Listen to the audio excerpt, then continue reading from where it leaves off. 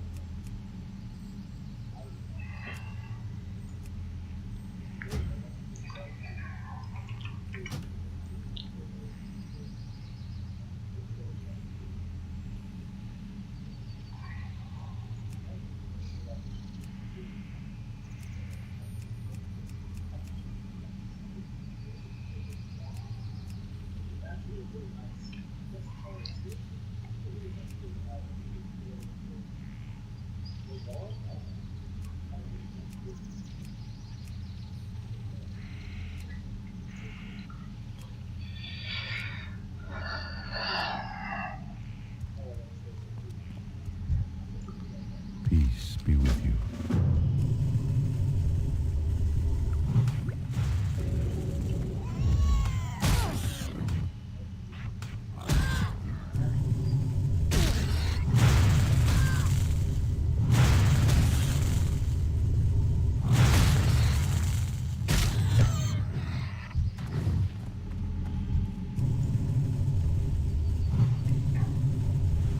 It is too far away.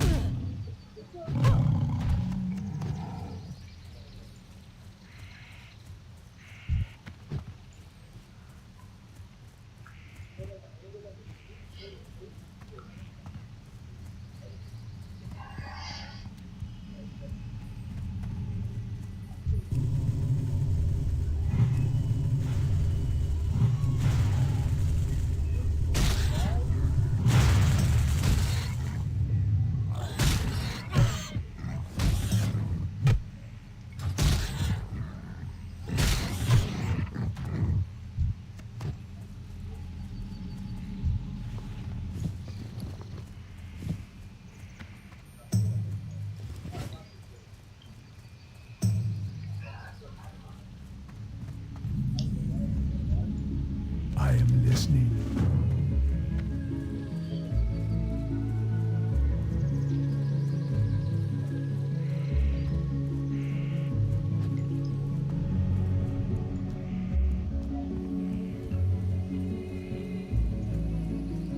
So I think I'm gonna go Is there trouble? herbalism. Pop elixirs before I go into combat, or before I go into forms.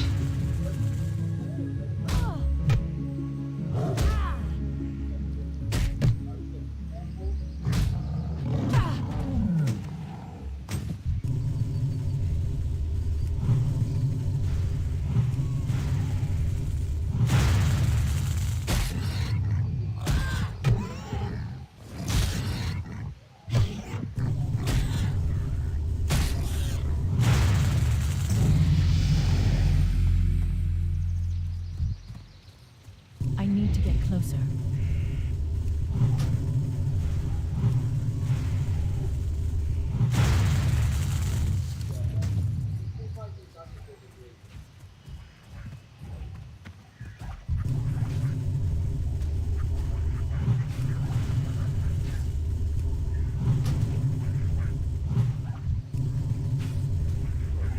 My mana is low.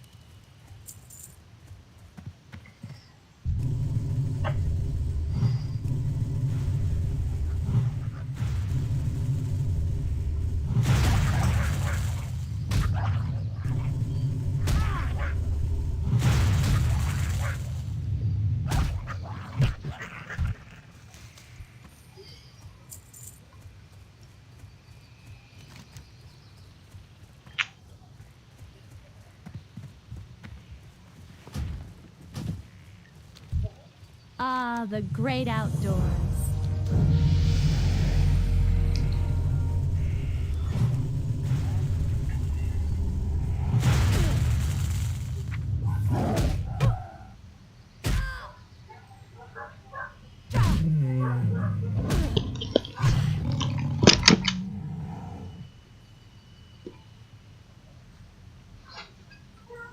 Hey, hey!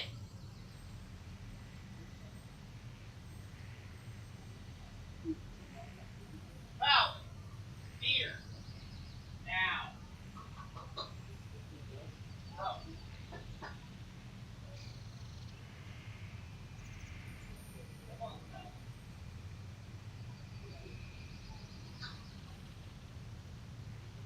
Dad.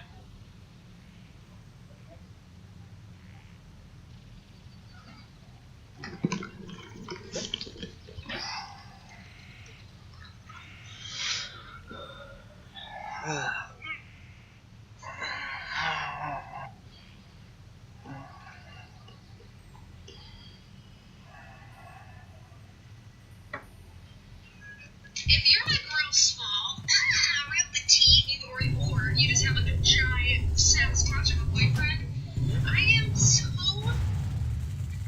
jealous of you because I see pictures of girls wearing their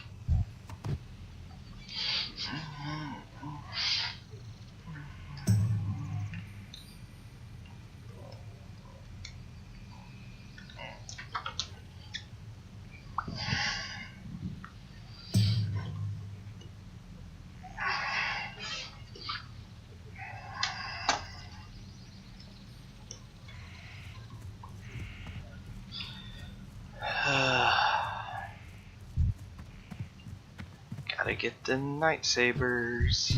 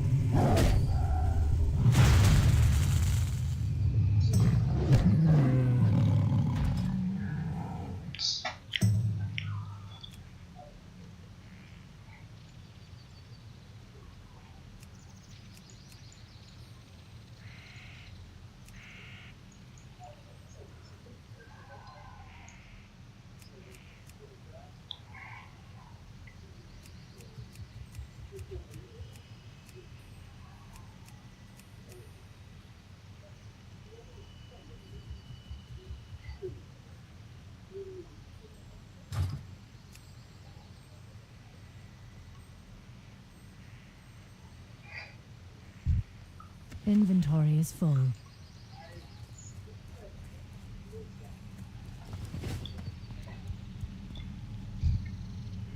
I'm listening.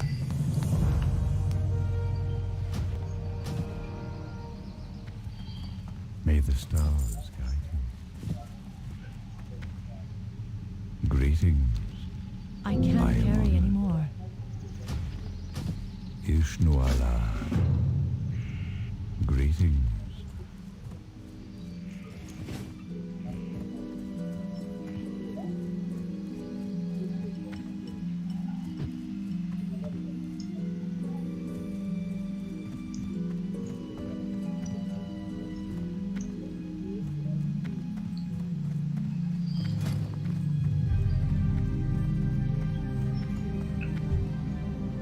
My goods are of the highest quality. May the stars guide you. What brings you here? Be careful.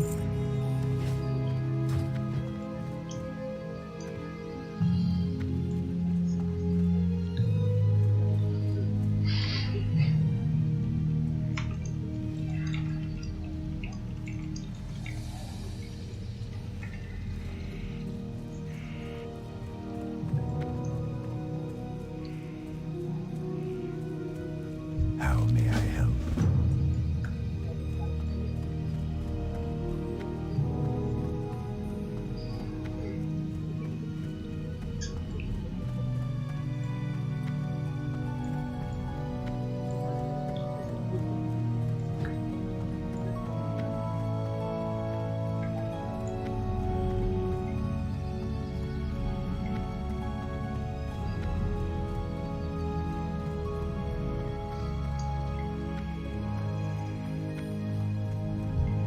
What brings you here?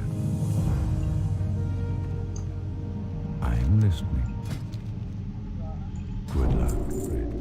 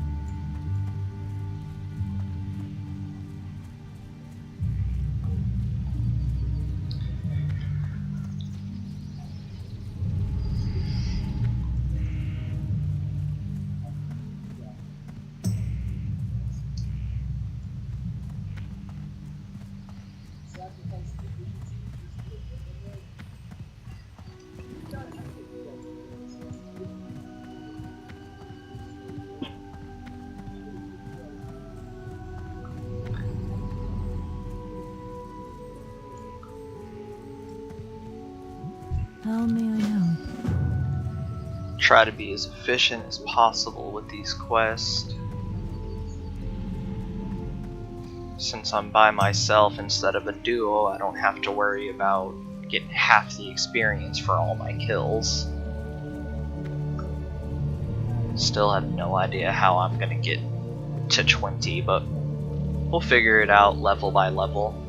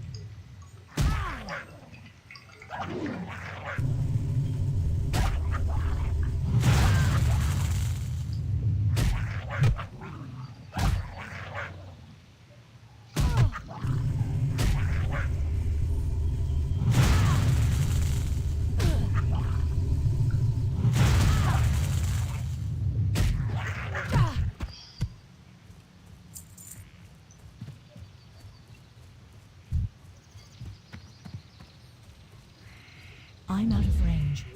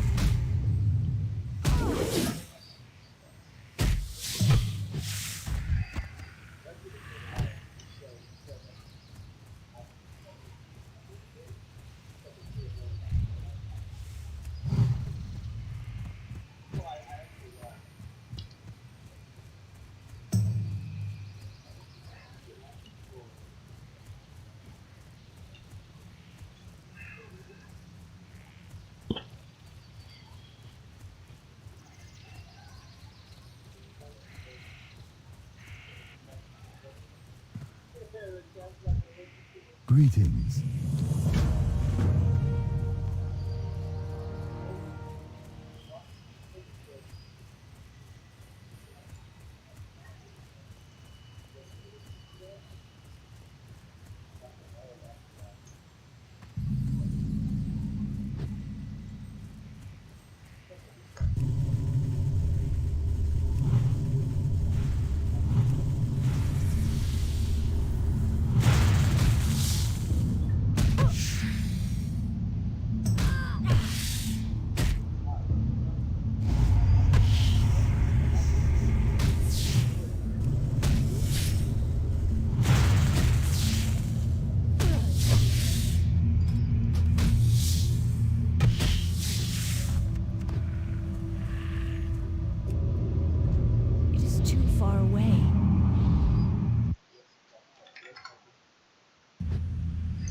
I'm out of range.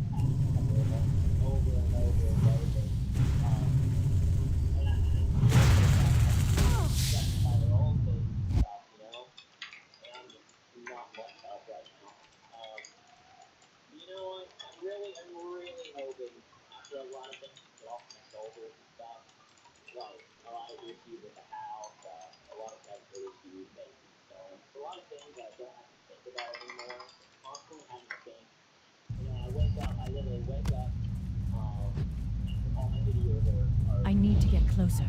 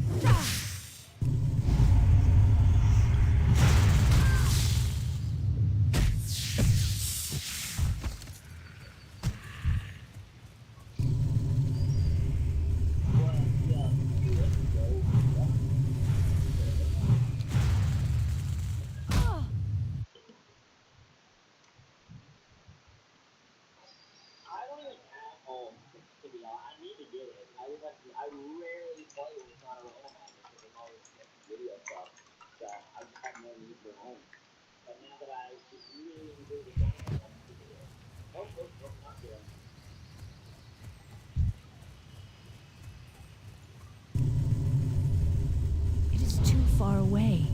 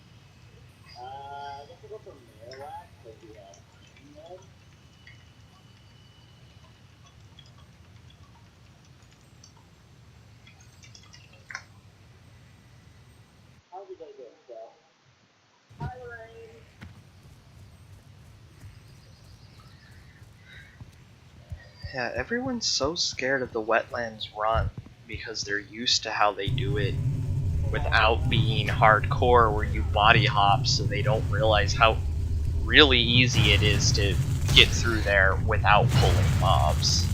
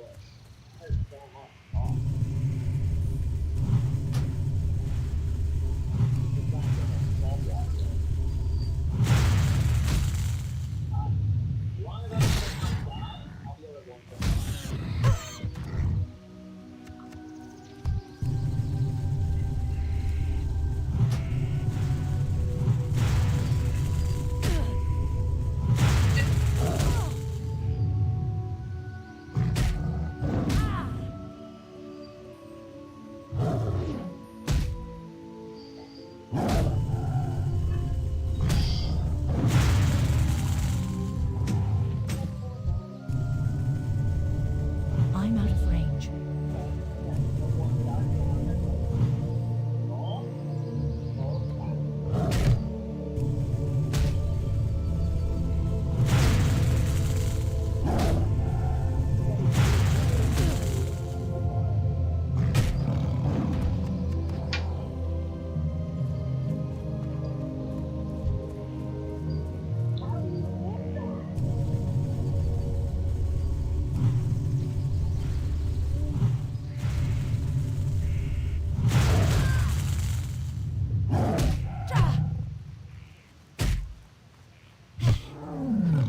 Inventory is full. I can't carry any more. Inventory is full.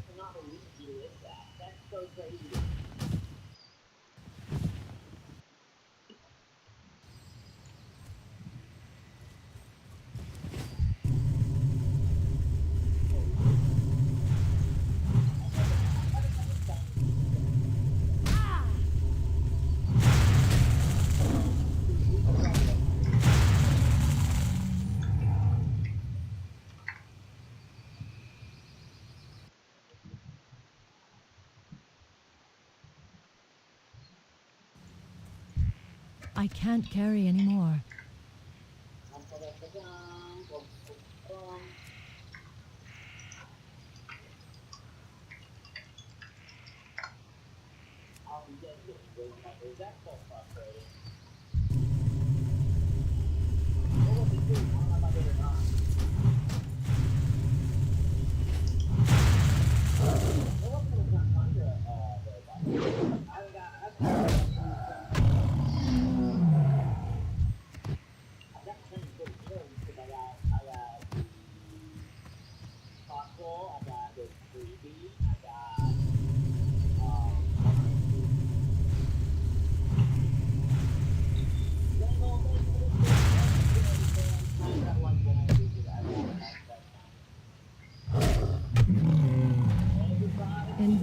is full.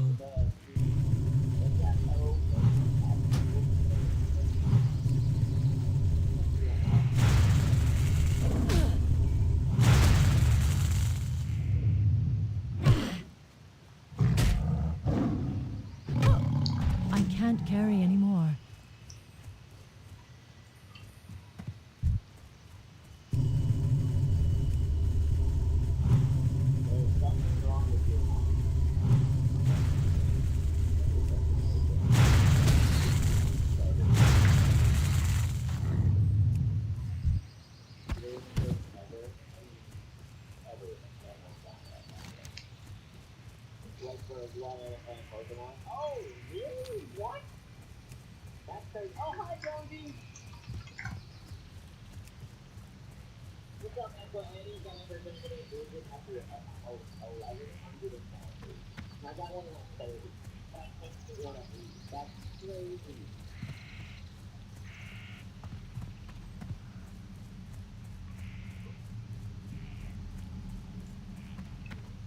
Can I assist you?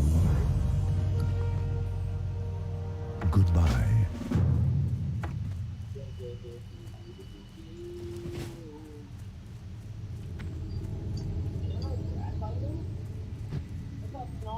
So, do you like talk at all during your streams, Sometimes when when or I'm is it just, usually basically dead quiet? it really depends on what I'm doing. Like when it's just a simple start shit, I usually don't even have my headphones on. Right, but like I watched your last priest video. I'm assuming Oh. you got like the move. What's that week or week or add-on? Move and improve. Yeah, that's the one I took. Yeah, I was that's, assuming it's the same one. yeah, it's the same one. It looked similar. I am You set yours up slightly different, but when you restarted your druid now, is it I'm assuming all the bars stayed the same? Yeah, the bars that I moved using the move and improve UI are the same. I had to set my chat channels up again. Yeah, But no, I was on, having to do the same. yeah, no, for the most part on the, like, for the priest, the only time I had my microphone even turned on would have been the last couple of minutes of some of the videos when you logged on and I wanted to finish something. I was guessing it was gonna be something like that, but Yeah, I don't usually not. I don't know, like, if I'm doing simple stuff, I don't really talk. But if I'm doing stuff that I feel like I'm gonna have a good chance of dying in if I do it, then I'll talk. It's also just because of the dogs in the background, I don't want the video to be like 80% barking. I'm sure whoever is Hang on. modding it looks Kelsey's, yeah, hang on, Kelsey's calling me. calls so often.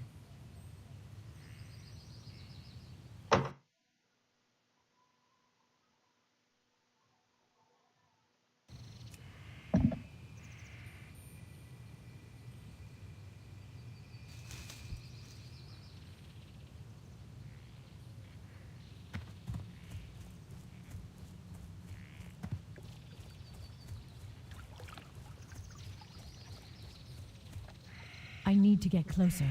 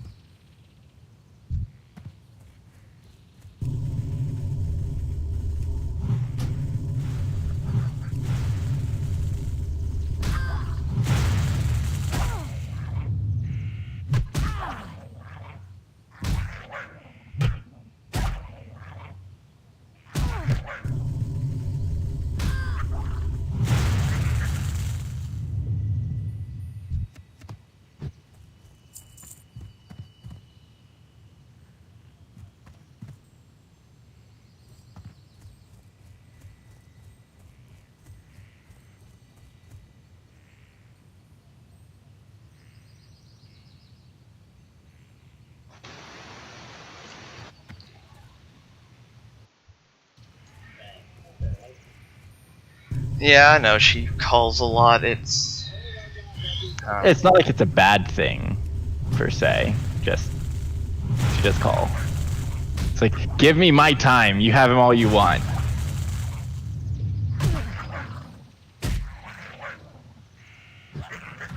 But I don't know.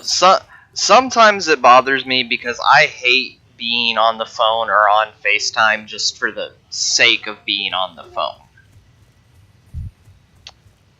I can see that.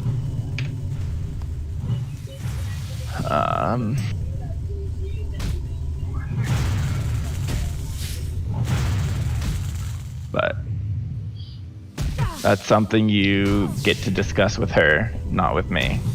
So. Oh, there's no discussing it. I just get told to go fuck myself. And then you do, and then she gets upset, and Yeah, pretty much. Boy. have you heard of Genshin Impact? Yeah, I've seen a lot of gameplay of it. I'm probably gonna get it for my Switch. Oh, is it on Switch? I know it's on PlayStation. I don't know if it's on Switch yet, but I know it's coming to the Switch. Okay. I've been playing it, and there's an event going on, and since it's a gacha game, and I'm not planning on, like, spending... I mean, I will spend money on it to support the developers at some point. I don't know when or how much. But one of my favorite characters is one of the rewards from the event that's going on right now. So that's... I haven't been doing it. It's a 2-week long event thing that I guess I could theoretically finish in a few days, because the third part of the event is beginning on Monday. But I'm gonna have to like power through it since I haven't been playing it. So Yeah, I hear that. since I don't want to spend money to try to get more of the character I like, since the character is being offered, I kind of need to play it slightly. So. No, my priest died because I was doing an escort, and I forgot that in Classic, if you pull before the person you're escorting, they won't help, and they will keep padding and go to the next mob. I mean, realistically, if you just get good, then you won't it doesn't matter. You can pull, and then it just makes escort quests go faster. Yeah, but by the time you're a high enough level to do an escort without having to worry about that, there's no point in doing the escort anymore. Maybe in Classic, yeah. I don't know as much about in Classic. I feel like if there was the two of us, it'd probably be fine. Yeah. But so you are back onto a druid, I guess, because Yeah. I guess it playing the duo versus not solo, but solo, like those characters, you're not as like are you like trying to avoid? I guess right now you're playing shaman, so as long as you play alliance, it doesn't matter. But are you trying to avoid back-to-back, including the duo ones, or? No, I'll do back-to-back across like solo duo because it's a lot different playstyle. Yeah, it is. That's what. But you said you were trying not to do back-to-back, so I wanted to. Yeah, well, what I really meant by that is the first, like, I don't know, month I was doing hardcore, it was... Oh, it was like Hunter, then Hunter, then yeah, Hunter, it was then Hunter. it was Hunter, and I was getting, like, diminishing returns because I would keep thinking that I was a couple of levels higher and I had other skills. So I decided to try out a different class, and I'm noticing that as long as I don't do the same class back to back, I make it further. I mean, that sounds very reasonable. And that priest that I just died on was my first priest. I think it's my first time playing a priest in WoW, period, in like the last 10 years. Yeah. I'm actually really enjoying Priest on retail.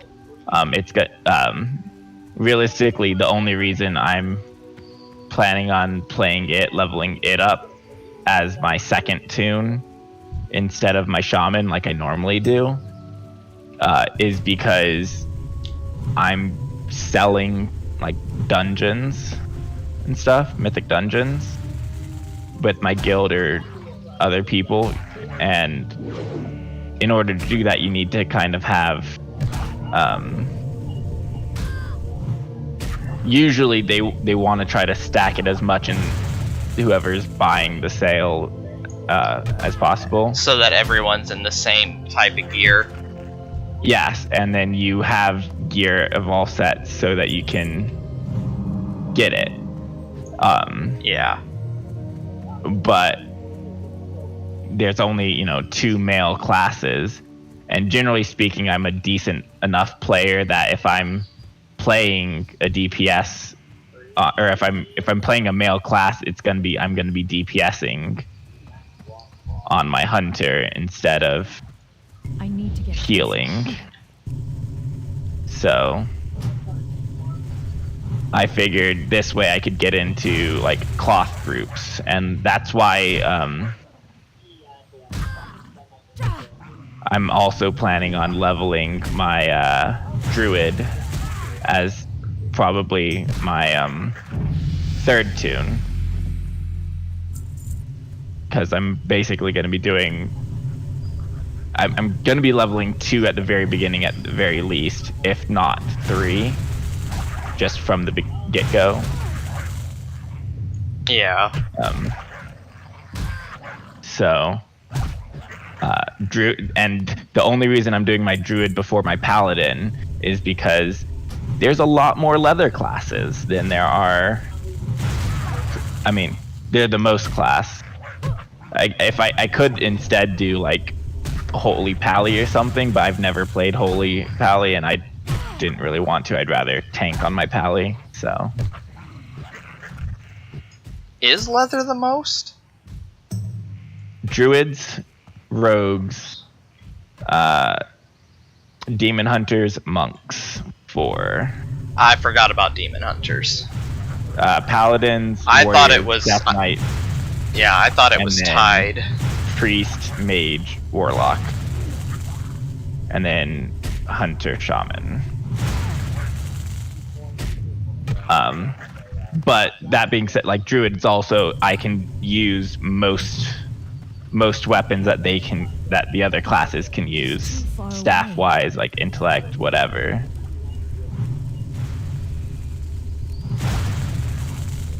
So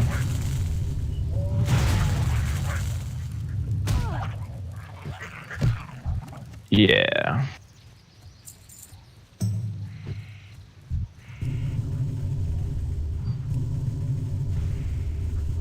I need more mana.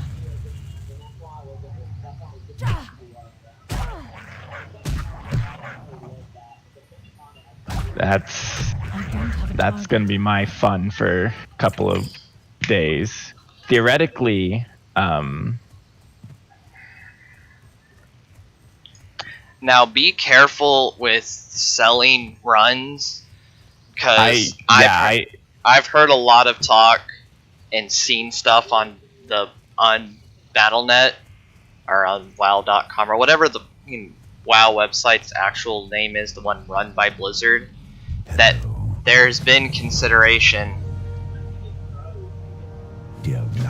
of doing at least temporary, like week-long or month-long bans on players who are caught selling runs for in-game currency, because of the fact that you can buy game time with in-game currency. That seems silly. I'd love to see the post Blizzard made on that, but you're not allowed to use like put a posting up in the dungeon finder for it. May the stars guide you. The only reason that I wholeheartedly agree with being able to be banned for selling stuff for in-game currency, because yes, it varies server by server, but there is a direct correlation because of the fact that you can buy game time with in-game currency. There is basically a direct correlation between currency, or between in-game currency and real-life currency. Oh, like I get that. That's why they would do it, because of the fact that there is a correlation between the two. So it can be very easily explained as by selling runs in game and farming enough and getting enough gold in game. By doing that, you are quote unquote costing Blizzard your subscription fee. Except usually the people who are buying the runs are the ones buying tokens as well. They spend money to buy the token and to sell on the auction house for the currency and stuff. Yeah.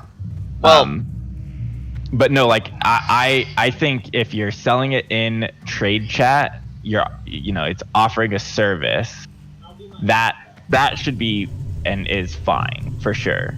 I think the Dungeon Finder tool, the looking for group tool, either needs to have it just completely banned, and if you are caught in that, first time's a week suspension from like silence, so you can't post anything at all.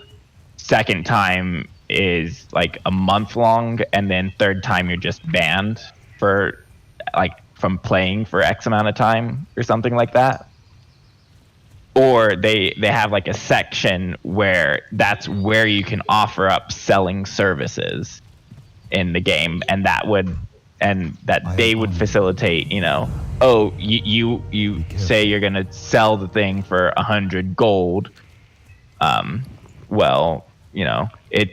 The person who's buying it puts their gold in that way instead of like.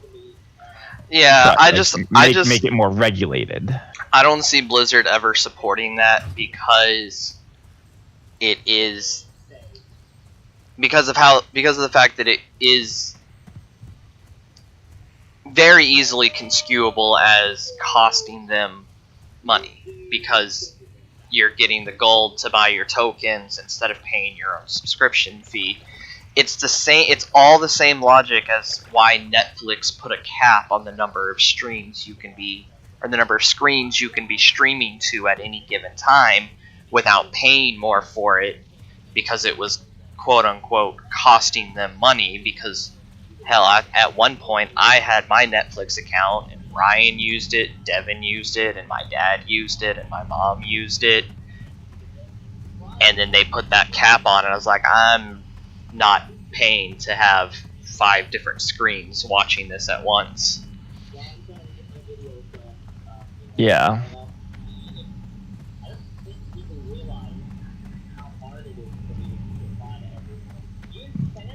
Like I get that, but I mean they have Peace be with you.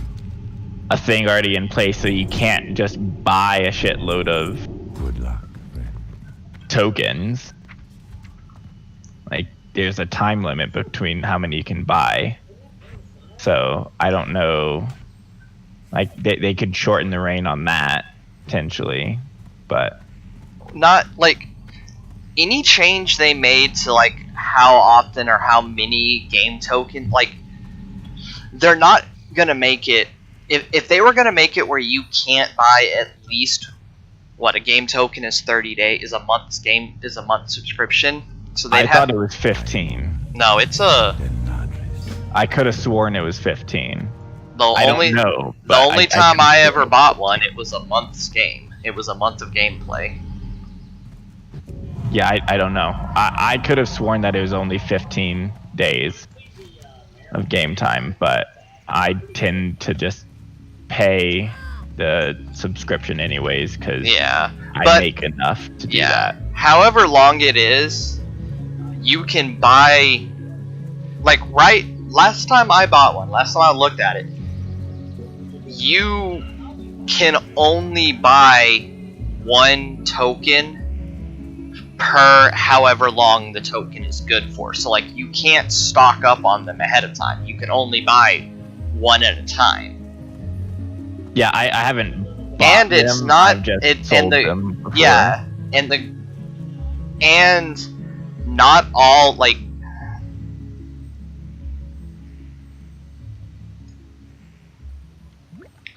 when they first came out, and that it was only when they first came out that I did it.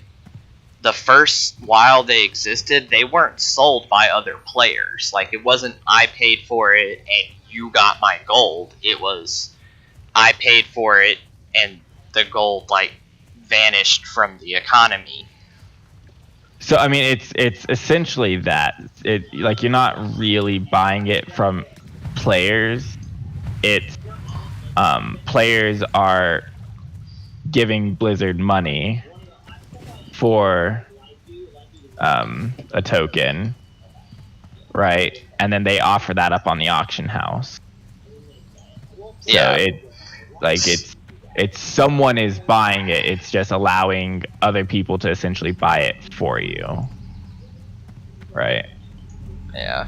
So it has changed from how it originally was when they first released them. Because when they first released them, it was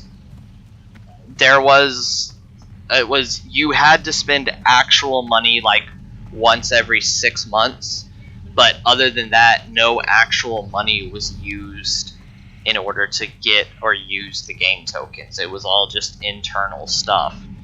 It was a mix between, oh, we have players who aren't as interested to play right now because we're at the end of an expansion and we still have a year before we release the next one,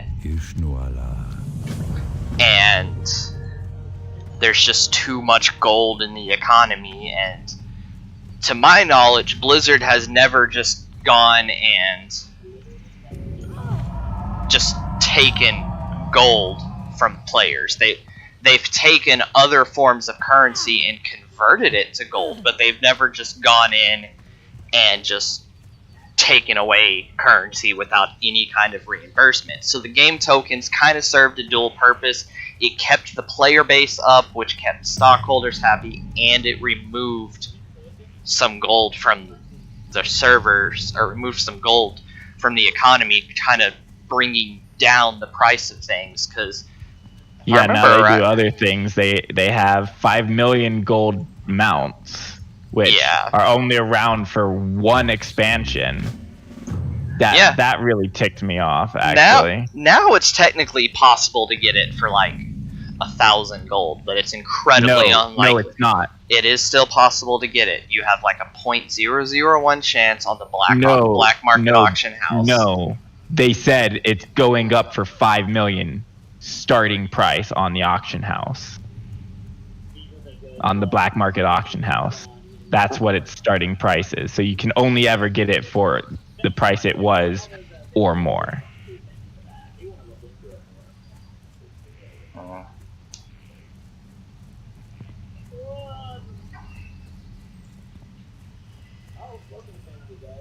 Yeah, no, I looked into that because I was like, okay, well, I've looked into it too, and it was the way it read. Everything read to me, it's still possible. It just has a ridiculously low chance. But whatever that, like, unclaimed goods box is, like, that's the thing that it theoretically can drop out of that. It's just incredibly unlikely, but it's possible.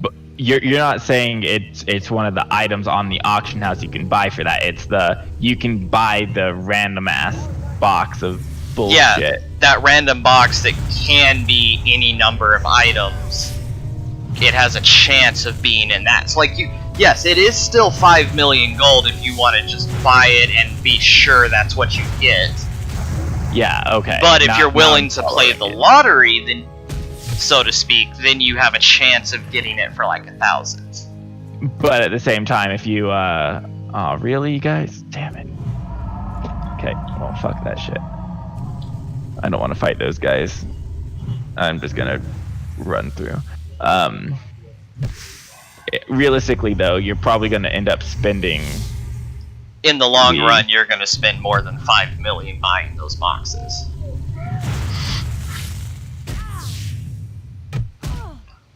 Yeah, so... It's the same thing as, like, it's the same concept as arcades. Those like, machines at arcades where, oh, push the thing off, or push it off the pole and you win the item that's in it. On average, the machine takes in twice the price of whatever is on the shelf before anybody wins it. I actually looked into that. That's not technically true. At least not in the sense that you think you're describing it as. So the arcade is basically set up to cheat for the person who owns it. So it's yes, like it will end up taking that, but if there's like an actually really expensive item, the chances of you ever actually winning that are even lower than you think. It's not well, like double. I said, it's what I didn't say it's going to be exactly double. I just said it's the machine's going to take in at least twice as much as the price of that before it drops. Now that I'm saying it's going to end up being like it may never actually drop because so infinite amount of money is at least twice the cost of anything. Fair.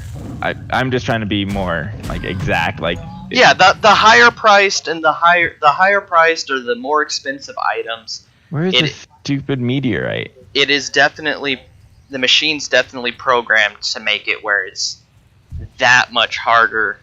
There's this guy that I follow, or this guy that I watch on Facebook all the time when I'm bored in the middle of the day at work, who goes through and breaks down the science of all those arcade machines. And he said there's one of them, it's one of those you have to push it through, it's the round peg and you have to push it through the shapes for the opening.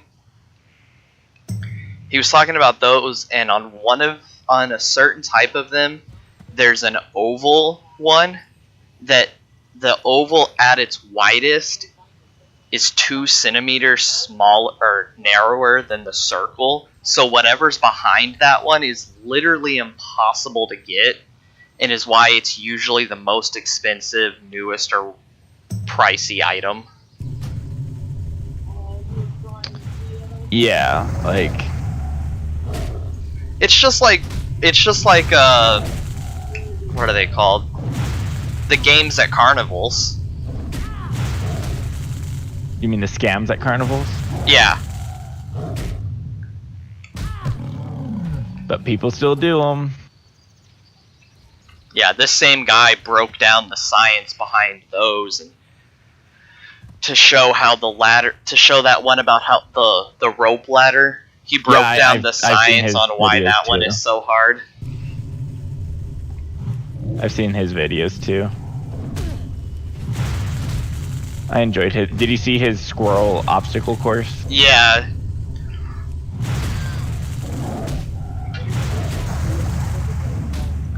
My favorite thing that I've seen him do, my favorite video of his is the one where he made the fucking giant Nerf gun. I haven't actually seen that one. I saw his what is it, elephant toothpaste or whatever. Oh yeah, that one. Have you seen the pool of Jello? Not Jello, I believe. I don't think I've seen that one.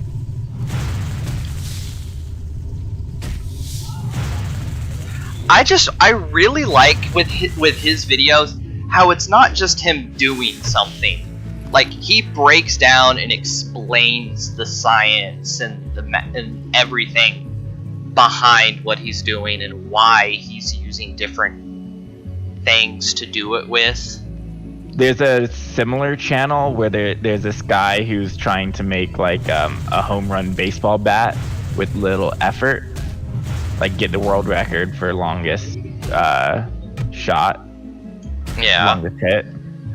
That he goes into quite a bit of that as well. His aren't, they're still entertaining. I wouldn't quite say they're quite as entertaining because they're more like he wants to do these cool sounding things more instead of like these or something he thinks is cool instead of like the glitter bomb, like the package porch glitter bomb. Yeah, and the Mach 2 of that. You know you can order that. I mean, that doesn't surprise me. With his cameras too. Like, you order them from him and they come with the phones and everything already inside of it. And the thing is, like, when you order it from him, he sends you a contract and you sign it saying that you're going to send, that if you can retrieve them, you're going to send the phones back to him. But yeah, because remember when he did the Mark II, he like sent them out to people across the country. Yeah. Well, that did so well that he wanted to see about doing it with other, like doing it more and trying to teach more people around the country their lesson about not taking packages off of people's porch.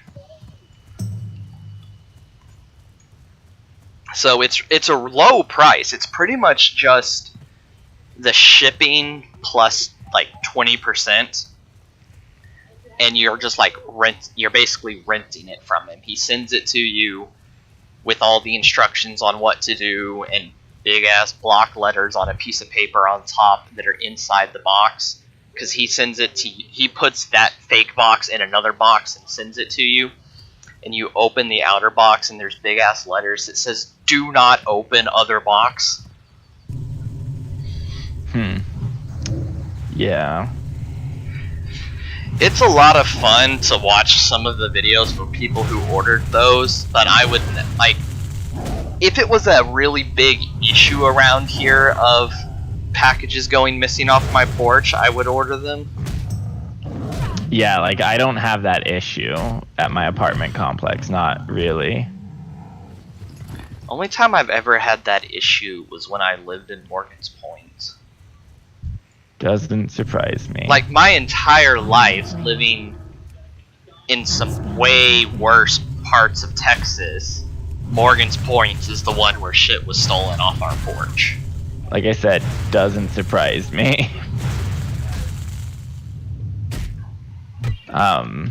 Yeah, no, like I have an Amazon drop-off center attached to my apartment complex, so I have like no issues.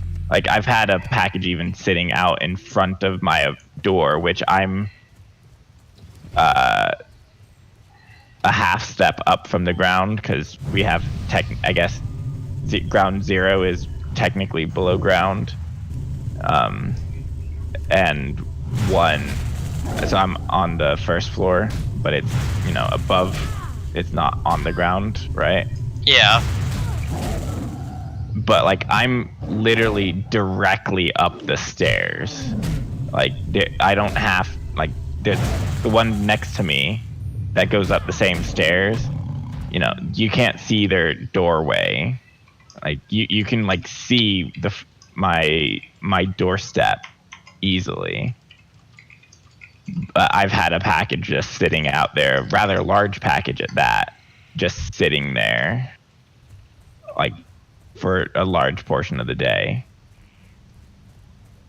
Yeah. Well,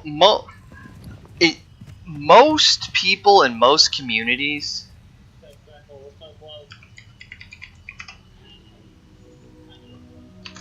don't actually have that problem. Like, it really is only the the shittiest of communities that have problems with porch pirates, as they're called. How did Lisa get put into my party?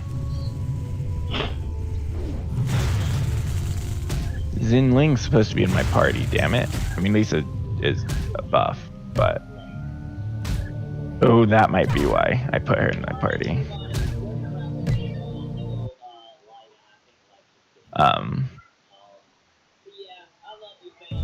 Sorry, one of my characters has 100 HP currently because she recently died. Because I'm a bad player. I need to get better. And what is this bird? No, it vanished.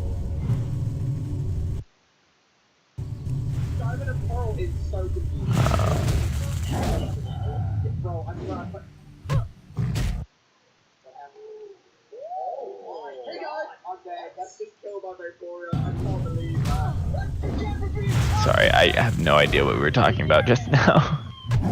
Porch pirates and how they only exist in the shitty communities. Oh yeah, so I mean... Damn, I figured that was... Yeah, I just... Well, I mean, you see, I guess the nice places that you see those videos are either staged or just... Well, what those nice places are is I would say 9 out of 10 times those nice places are right next to the ghetto. Like the next street over is the ghetto, is like what you think of when you think of the ghetto. Yeah, so I've had 2 bikes stolen from me since I've lived in Utah, from the different places, but like it was basically, you know, same BS. I'd literally had my bike out on my, I realized I didn't have a lock, but my roommates were being dicks in uni, so I still put my bike out on the porch. It was out there for half a day. I came back with a lock, and it was gone already. Like, Yep. That was a bad place. And the only reason, you know why I didn't have a lock? Was it stolen? No, because that was the second bike I had that got stolen after half a day on the porch because I didn't have the lock. So it also wasn't just out on it. I actually had like a grill cover over it, and it still got stolen like instantly. But my lock, it was cut.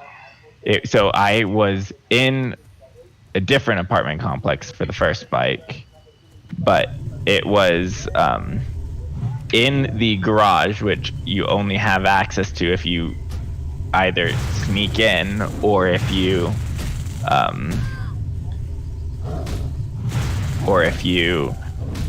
have access to the place. In the gated bike lock area, with my bike locked up with what was rated as like a 4-star lock or something. Yeah. Like it was actually a decent one. It wasn't a U-lock per se, but it was decent. It was a decent lock. Yeah. And it's just, it really ticked me off because my ex-roommate who started hating me because of his ex, who I was still friends with, which is just a long story and I don't care, but so he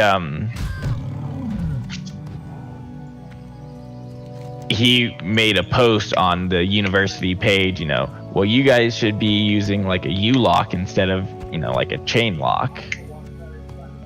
and I like on my way in, either that day or the day after or something, I found a U-lock that was cut in half. Oh yeah, U-locks are actually kind of shit.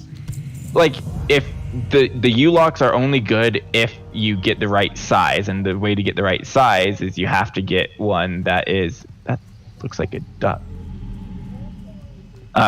Like U-locks are usually only good when you set them up so that it's like it's really difficult to put a pair of bolt cutters to it. Yeah.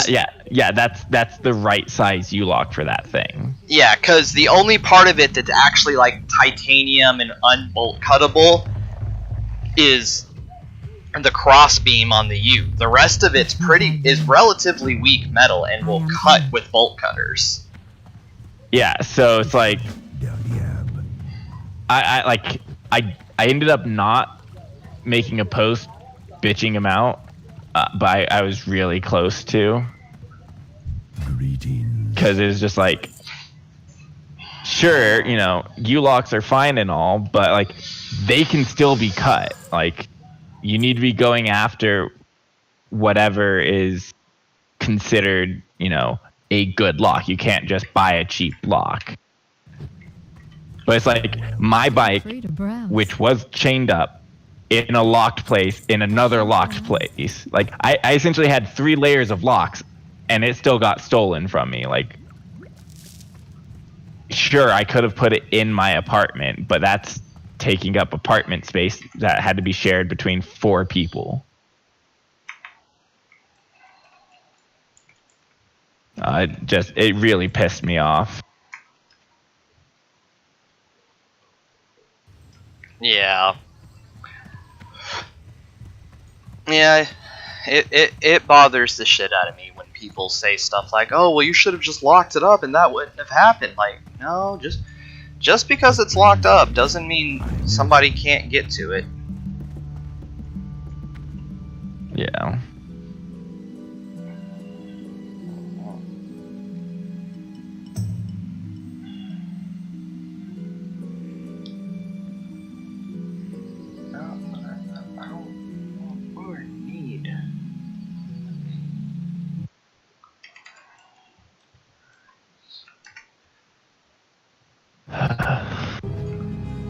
And I think I'm gonna have to get a new second monitor soon. Yeah? Why? Well, I've been using a TV and not an actual computer monitor anyway, but now it's starting to flicker up in the corner, which is just constantly distracting me. How old is your TV then? Bought it in 2014, give or take. I bought it when I lived in Virginia. 6-ish years. Yeah. I mean, I don't know what brand or anything it is, but I have a TV that's I'm using as a monitor, but it's not one that I am always using, so it might be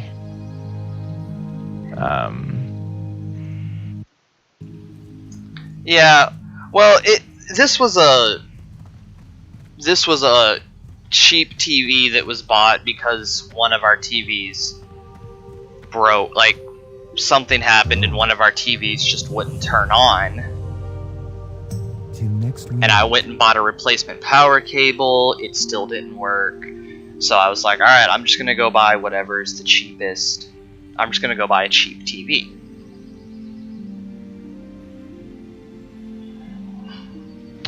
Yeah, I bought one because I wanted a second monitor, and it was cheaper to buy the TV because TVs don't do like as good of refresh rate and stuff. Yeah, well, I want a second TV anyway, or I want a TV as my second monitor anyway, so that I can have sound playing directly out of it, and separate sound playing out of my speakers so that like right now while I'm streaming I can still watch TV and the audio from whatever I'm watching won't get played on my stream. I mean, you can still do that with a well, if you get a monitor with no. I mean, like you can play stuff and have it so that audio is not captured in your stream. That's true. I haven't set that up myself because I haven't really seen a reason to. I don't ever play without something else being played on the second stream, and I would like it to be all through different.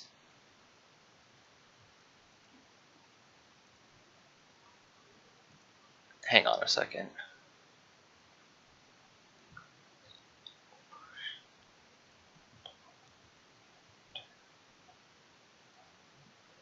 Alright, I needed to turn off my push to talk while I'm looking at this, because I put the button so that it's something that I won't hit by accident, but it sucks because control changes what so many button presses do. Yeah.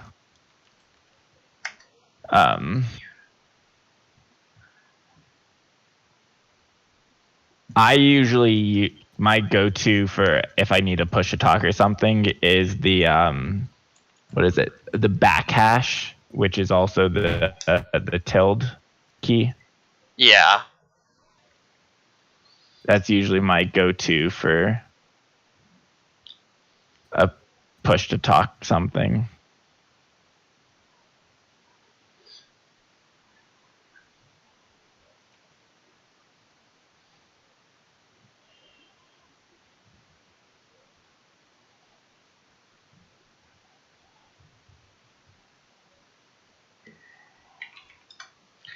I hate that when I put in computer monitor on a search on Amazon, the first 50 results that come up are USBs. Like, not even monitors. That seems like it sucks.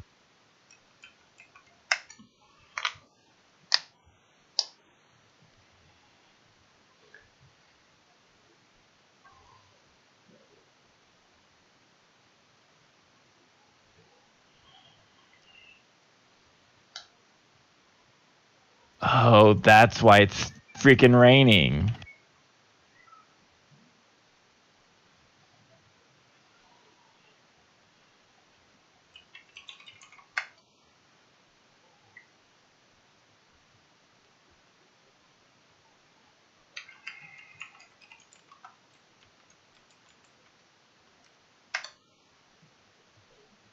Oh, I don't want to fight this.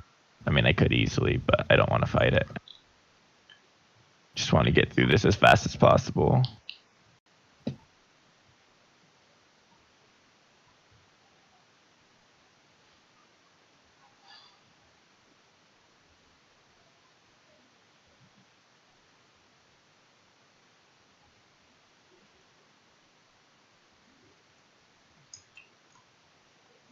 I'm a little surprised, I guess, because I didn't immediately go to feed my cat.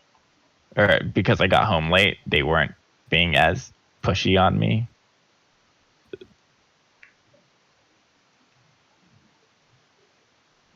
Yeah. Hey, stop scratching at the couch.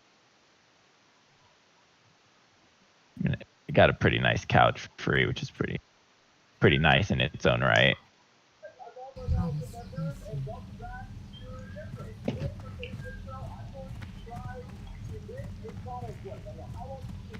Yeah. I don't know. I'll have to look at this when I look at this after Kelsey gets back and we get actual responsibilities and adulting stuff done. Why would you ever want to actually adult? Can I assist you? That sounds dreadful. I do it every day. I would know. Good luck, friend.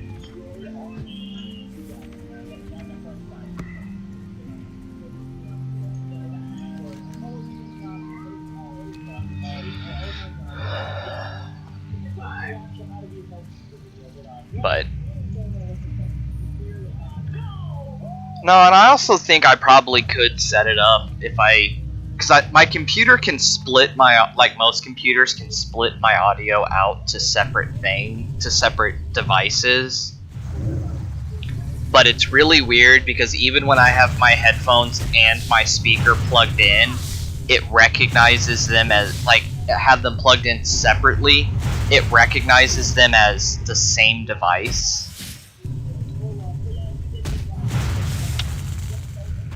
Yeah, well, so headphones with your, because you're saying your headphones has a mic, right? Yeah. And that's what you're saying is not conflicting, but like If I have my headphones have a mic and they have two separate 3.5 millimeter jack ports for the headphones. One's the headset, one's the microphone. I could plug just the microphone in and then have all of my sounds come out of my audio. Right. Or what I would honestly prefer is to have my headphones plugged in and just have Discord come through my headphones and have my speakers also plugged in and have the game audio / desktop audio come out of the speakers. yeah, you should be able to do that pretty easily. For some reason, my computer won't recognize that my headset and my speakers are different devices. Like, technically, I have two. Maybe if I did it without having the headphone, without having my keyboard. So my keyboard has headphones and microphone jack on it as well, so that I could just have those plugged in, and then if I wanted to plug headphones or microphones in, I could do it just through the keyboard instead of reaching behind the monitor to the actual tower. Maybe I just need to unplug those and not have one of the plugs being taken up by something that may not have anything actually plugged in on the other end. Maybe.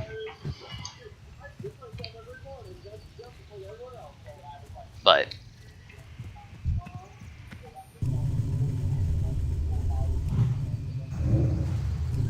I mean, that is something you could try since it sounds like you haven't tried it, so.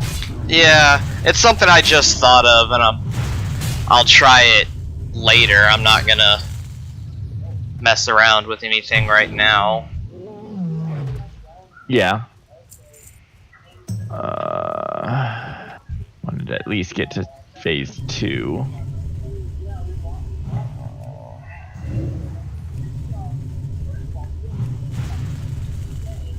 Can't skip these cutscenes. But yeah, I guess I figured I'd try Druid right now, since I haven't ever made it past 10 on a Druid. My mana is low.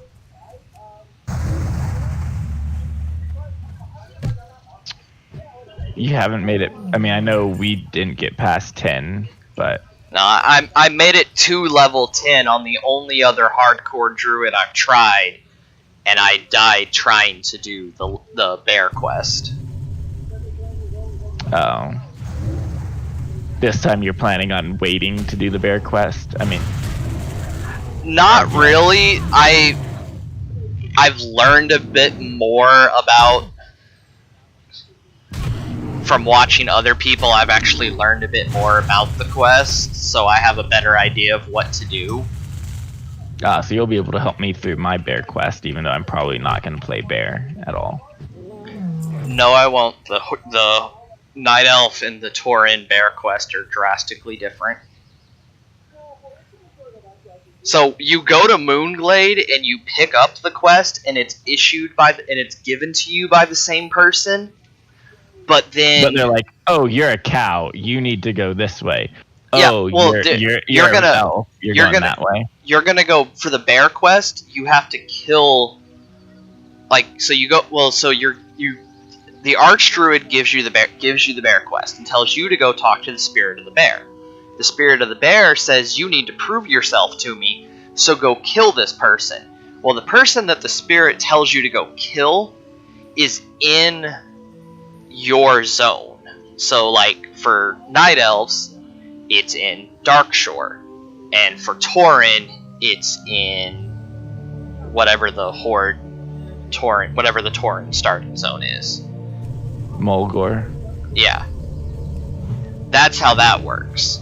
So, who you need to kill is a lot different, and from what I've heard, the Horde one's actually a lot easier anyway.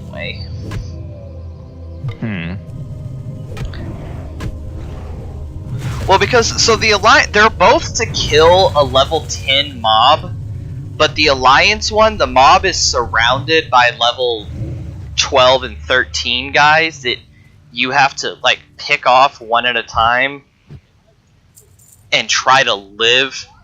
Oh, and you have to try to do it fast enough so that they don't respawn by the time you're ready to take out the quest mob. Where the Horde one, it's just like they're standing in a field 50 miles from anyone else. More or less, from what I've been told. They're all alone, there's no concern for getting raped by something. Like, you just go to them and kill them and you're good.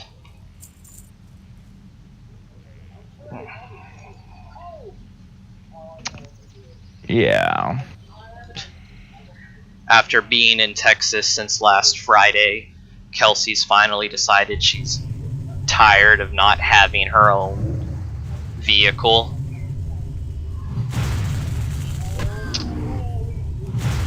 I mean, when you normally have your own vehicle and you go to not having a vehicle, if you have plans to go and do things, it gets tiresome pretty quickly. At least I usually think it does. Well, that's what I told her 2 months ago when we started planning the trip. I was like, alright, well, we need to make sure to put a little extra aside every month so that you can rent a car while you're home. And she's like, no, I'll be fine. My family, the family will just give me rides. I think what really happened is one of her sisters was supposed to let her borrow her car for the week, and then that sister doesn't have a car anymore. That could put a small damper on things. Just a slight one.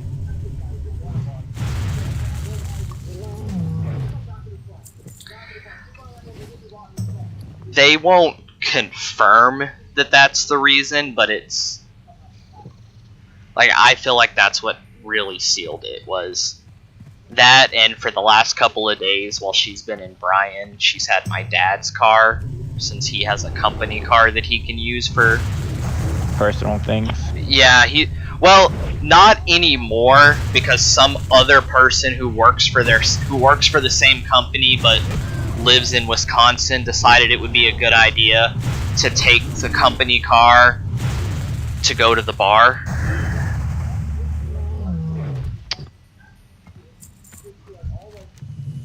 I mean, I can kind of see going to the bar in the company car if, like, you're not, like, you're maybe getting, no, I can't. I was trying to come up with something. Like, if that is literally your only car, maybe, but even then, if you're going to the bar, just... And Like maybe going there to pick up someone, but not going. yeah, there to like drink if yourself. you weren't getting out of the car, like you're going there to pick somebody up, and they're gonna meet you in the parking lot, or you're going You're inside. gonna call them, or you're inside for 5 minutes to Yeah, go you're going in there to the- grab them and make them come get in the car. But no, this person went to the bar to drink. Got drunk at the bar, you know, as one does at a bar. and then proceeded to leave while drunk. I'm assuming. Yeah, and then proceeded to leave while drunk, driving the company car. Yeah, some people are stupid. That's all I can really say. Some people are stupid.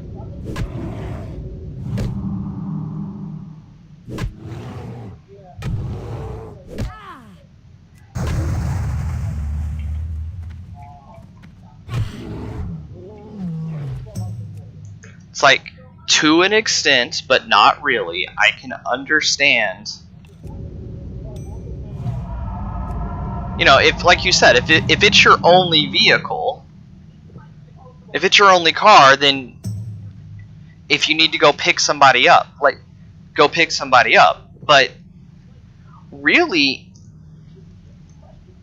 even when you go to the bar, even your own personal car, in today's day and age, just take a fucking Uber. Don't drive to a bar. If you ended up driving there, just take an Uber back.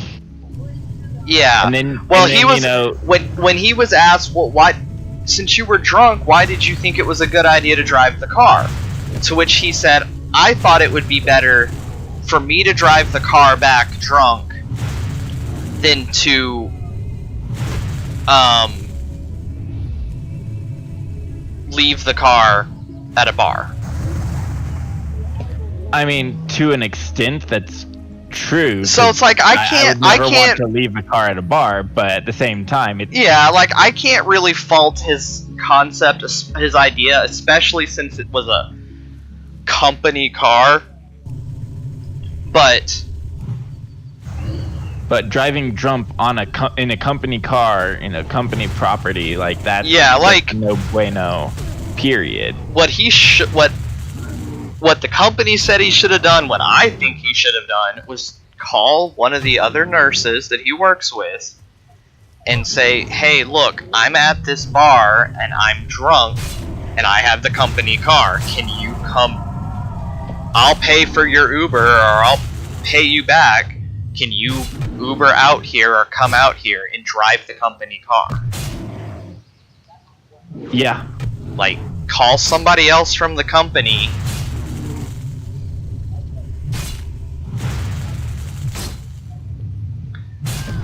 Because they're kind of weird with their company car rules, and it... I mean, really, you should only be allowing people from the company to drive the company vehicle. Oh yeah, period. no, that's the only people who can drive it. But, like, you're not allowed to park the company car on the street. It must be parked in a driveway or a parking spot. It cannot be parked using street parking. So not even a dedicated street parking. It's strictly. Yeah, well, if it's parking spots on the side, like along the side of a road in a town, like parallel parking spots, that's okay. But like,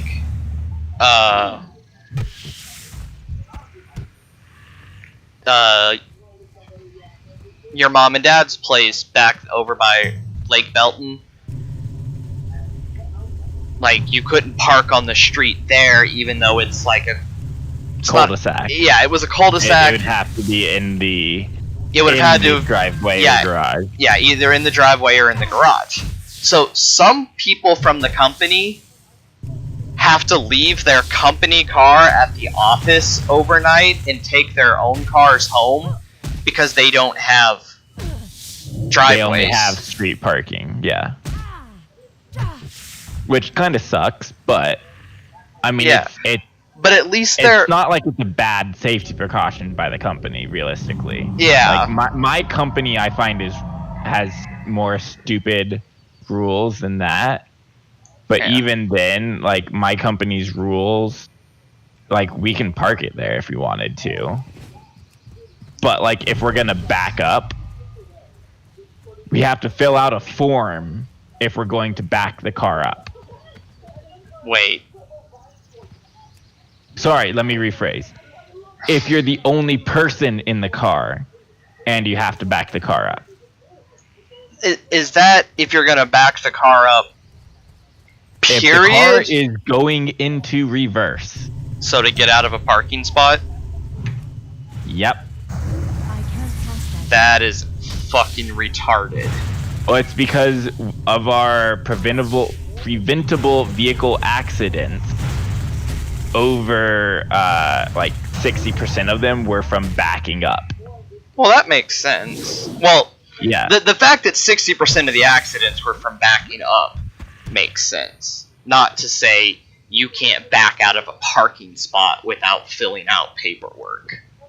Yeah, no, so silly. So we actually finally got, well, we've had company cars, but we finally got like a dedicated car for people to like check out to use.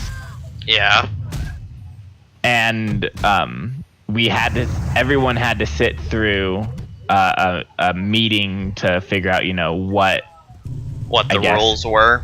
What the rules were, what you could use it for, etc. And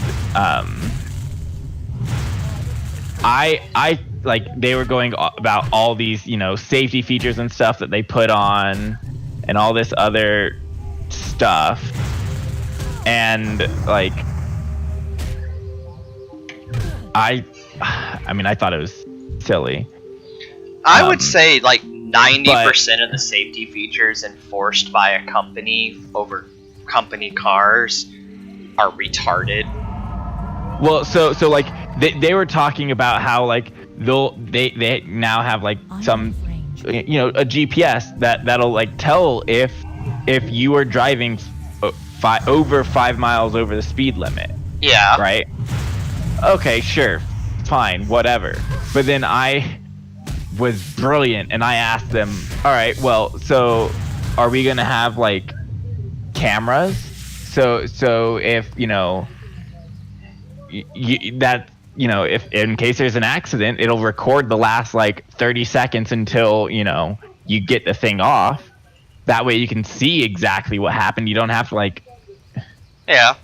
No. Well, no, and don't ask about that. One of too far away. my uncle, one of the companies that he does work with, he does a lot of traveling as a instructor for this company. But when he's in one of their company vehicles, it has it has one of those GPS things that tells if you're going more than 5 miles an hour over the speed limit. But it hasn't been updated, so it's constantly going off because it still thinks that the speed limit on I-35 between Temple and Austin is 75 miles an hour instead of 85 miles an hour. So it's constantly going off because it thinks everyone's speeding because they're going the actual speed limit instead of what it used to be. But then it also has 3 cameras on it. One forward facing out of the grill, which I think it's kind of stupid that it's out of the grill, but one's forward facing out of the grill. One's rear facing off of, like, it's set up right where the backup camera is on most cars. And then it has another one on the windshield facing in to see What brings you here? the driver and the passengers, because they're only supposed to have people in the car for I am honored. company reasons, and they actually used it to catch people with friends in the car or family in the car because they're on their way somewhere. I totally thought you were gonna say prostitutes. I think some of the people they've caught in the car were actually prostitutes, but my uncle says that the reports say friends. But Prostitutes are friends. You just haven't paid them yet. exactly. Alone be with you.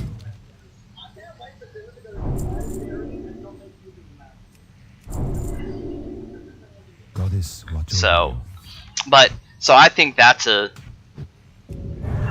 I'm surprised they don't have inward-facing cameras. Yeah, no, I definitely think, Like, of all the like possible... if you're gonna have a company car, you need to have one on the driver, one in the front, and one in the rear.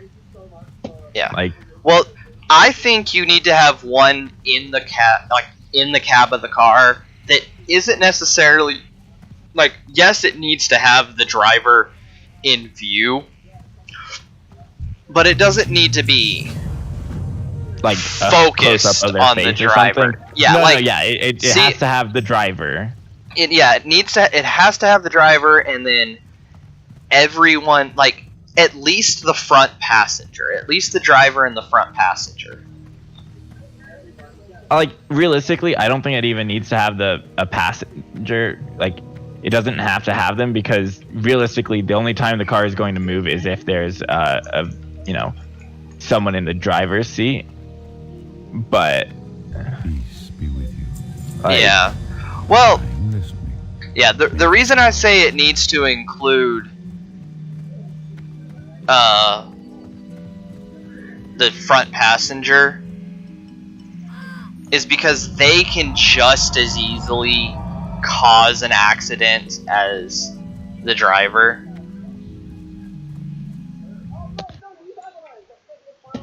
I mean, yeah, but since you're not necessarily gonna have a passenger every time, I think the only Yeah, requirement well- should be that it's Well, you can set it up just one time so that it shows.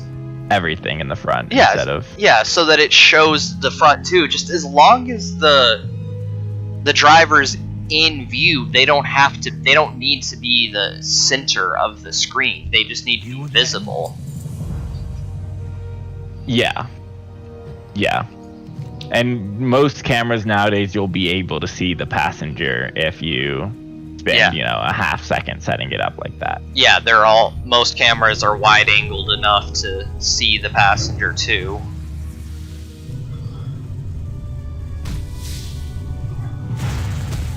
Once I get this, I'll feed you. I got home late today too.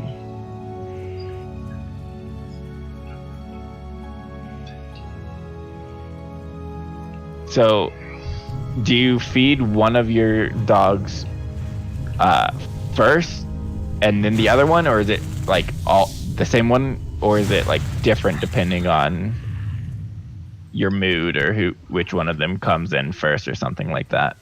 It's just whoever starts begging for food first.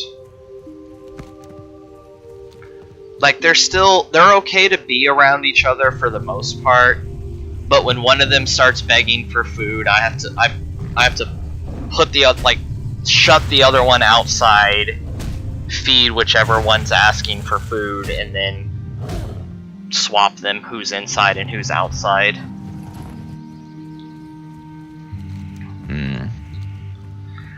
It's not ideal, but it's just something we've got to do for at least a while.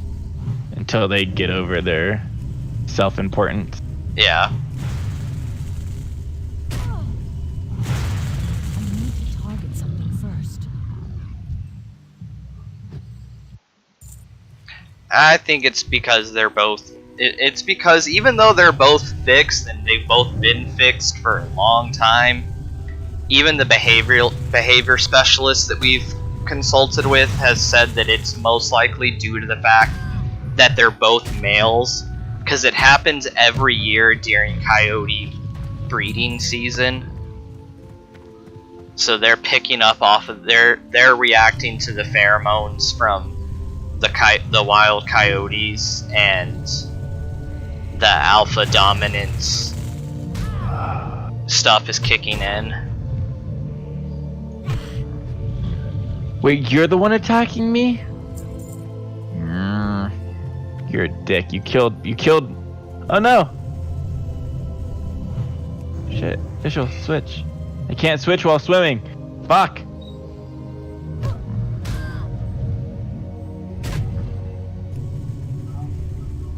Oh, don't kill me. Don't kill me. I'm a good person, I promise. I'm not trying to kill you this time.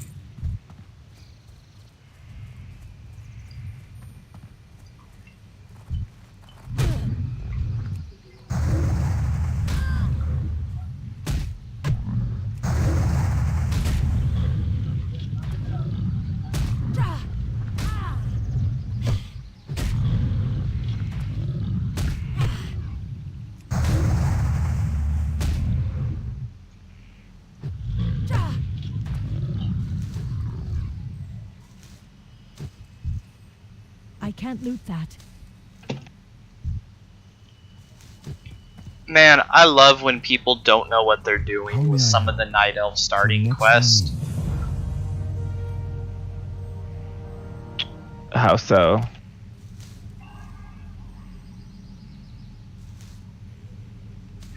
There's one that generates these 3 little boglings, they're called, and Hello. I am honored. they can be killed basically with 1 hit, but they drop an item that raises your physical damage done for 10 minutes. But most people don't know that they drop that item, so they just run away from them instead of fighting them. So sometimes I'll come over here and there'll be like 6 of them spawned at once, and I'll just kill all of them, and I get to loot the item from each one of them.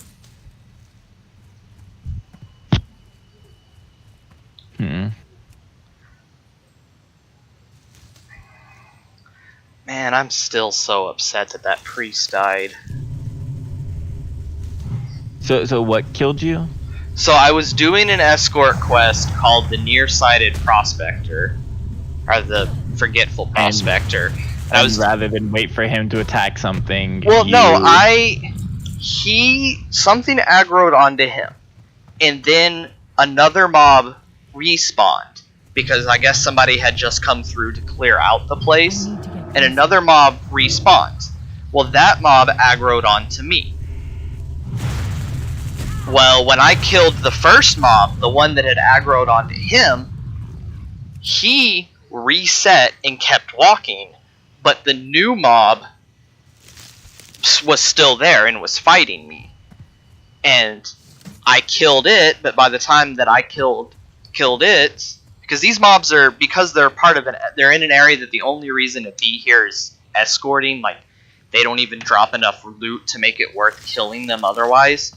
They're over-leveled for their area. So by the time I got that mob killed, he had pulled another one, or he had pulled another 2, and I went to heal him, and when I healed the guy that I was escorting, I got healer aggro, and they came to attack me. I just about got one of them dead, and then the other one killed me. Because one was ranged and one was melee, so I was actually taking out the ranged one first, because they're the most ranged opponents are the most deadly thing in the game when you're trying to do hardcore.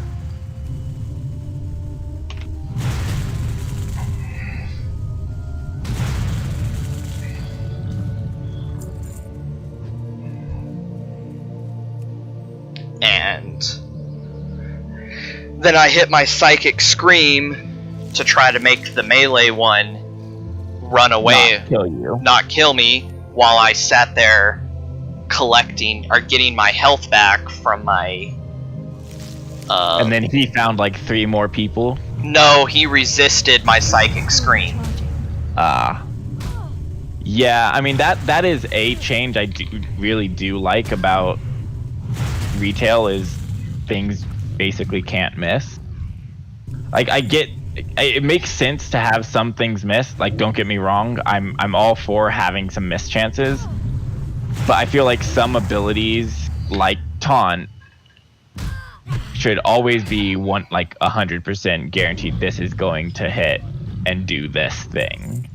Because it literally does no damage, or fear should, all types, in my opinion, all types of fear should be the same way. Yeah, basically. But how many things do I have left of this? He resisted my psychic scream, and so he ended up killing me because I had already used a health potion and my desperate prayer were both on cooldown. I did. Desperate prayer was nice too because it healed as much as a regular health potion. Not a lesser health potion, just a healing potion or whatever they're called. But it was on a 10-minute cooldown.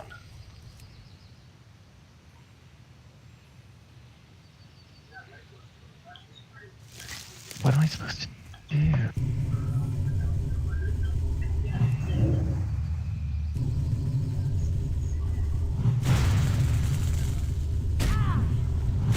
So it looks like it might have finished that one.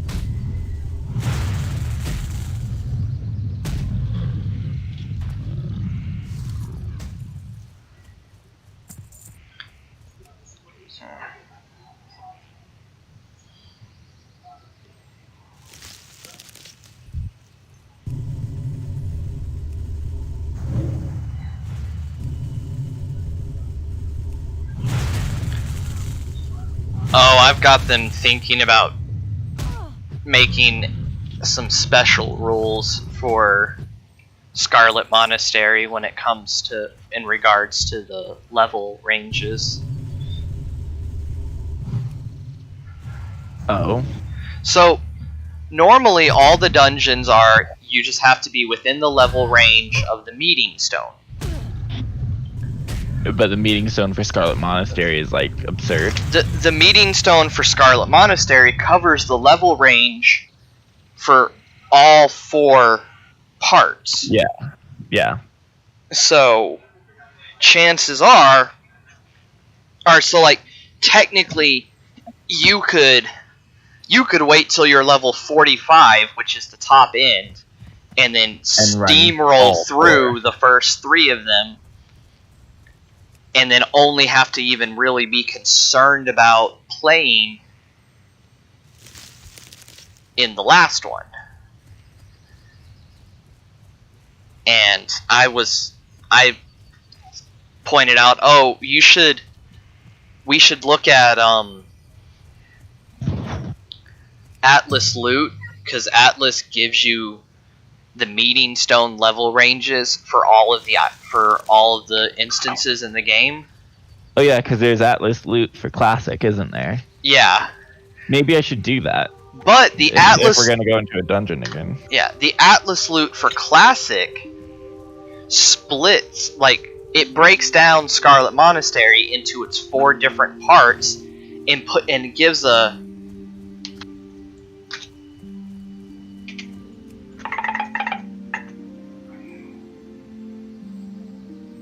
You're not talking. Yeah, hang on a second. Trying not to die? Am I distracting you? No, Kelsey wanted me to send her something that I don't have, so I had to tell her to talk to Devin or Ruby about it. I can't cast that yet. In addition to her actual job, my sister-in-law does a Facebook stream, like, I don't know, sells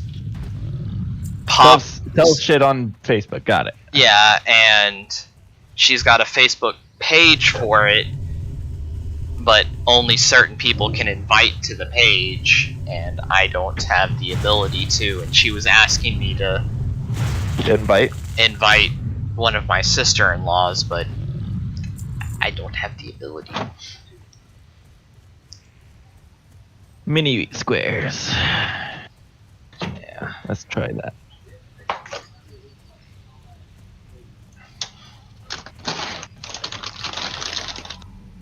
Hello. Greetings. So I feel like we don't level really slowly duoing, but at the same time, I feel like you are leveling fast on your solos. If that makes sense. It's not really that I'm leveling fast on the solos. It's that It's more you've done the quest a million times now. Yeah, so I know exactly where to go. And a lot of the early on quests aren't.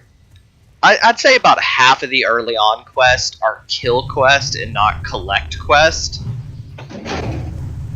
And so it's not you complete the quest in the same number of kills when it's a kill quest. We're collect quest, which I feel like we've had a lot of those. Takes for fucking ever. Yeah. And in theory, in reality, if you're going for trying to keep at a good level, I think collect quests are better for duos because you end up having to kill usually over twice as many to get all the right number of stuff. But I need a target. so it keeps you at around the same level, even though on kill quests you're getting half the experience for the kills, but you're only still needing to kill the same number. Right. Oh, you missed some. Not missed, but there was some fun, stupid guild drama earlier. Oh. Hello. So there's the hunter I've told you about. The one that brings the one that kites the guy Robot. around.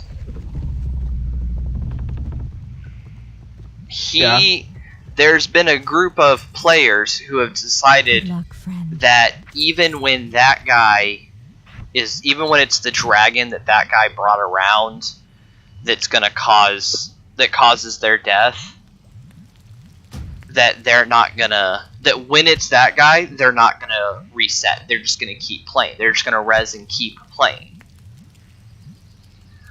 Well, a couple of the mods were in guild chat when this was said and heard and saw them say it. And they mentioned to him, hey, that's fine, you can do that, but we won't validate your run because you Goods died. are of the highest quality. And Be careful.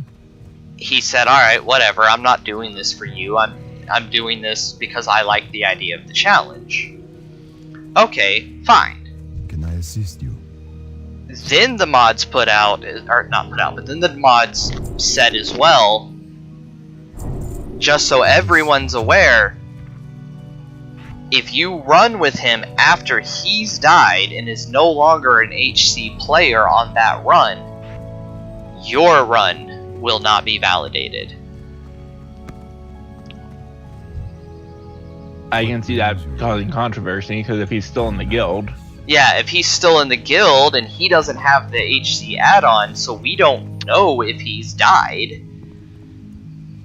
So, yeah, it created a big bit of controversy because, well, that's not really fair to us because it's not like, how were we supposed to know that he died? If we're looking to run something and he joins us, how exactly are we supposed to know better?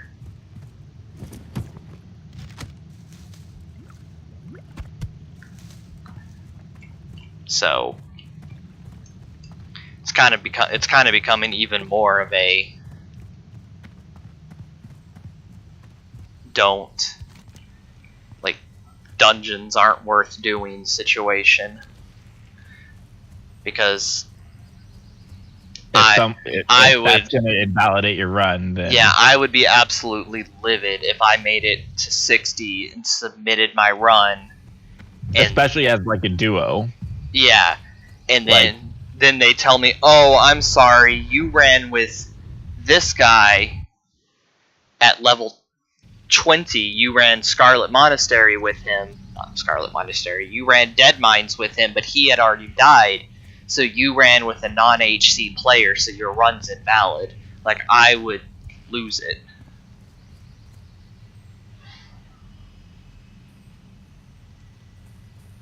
Normally I try to not be irritated at this game.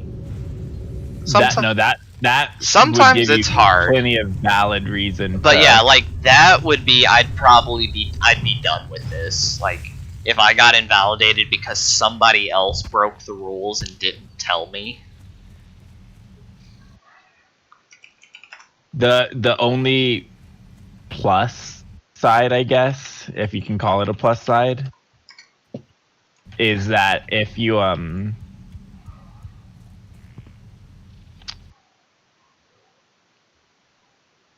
like what's the word I'm looking for?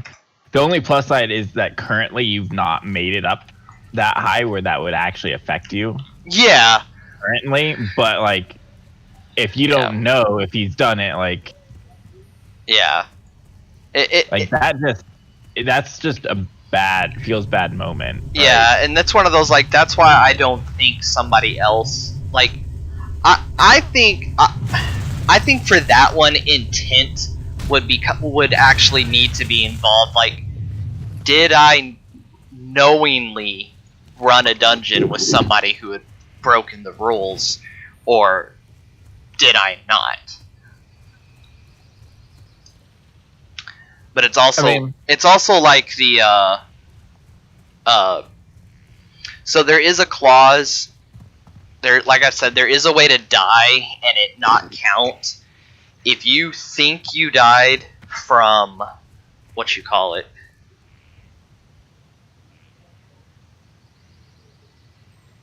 Trying to think. Words mean things. DC. If you die because you got disconnected, you can submit you can appeal the death. You can submit the VOD that you died in to the mods and say, hey, I died, but it was because I got disconnected, and they'll look at it and potentially tell you, okay, yeah, that was a DC death, you can keep going, or they'll say, nah, I'm sorry, you're dead. Like what's his face did in our dungeon. Yeah. Yeah, like when he DC'd like that, if he had come back and was in the fire, like if he had come back and had fallen into the lava, it would have been, he could have appealed it. But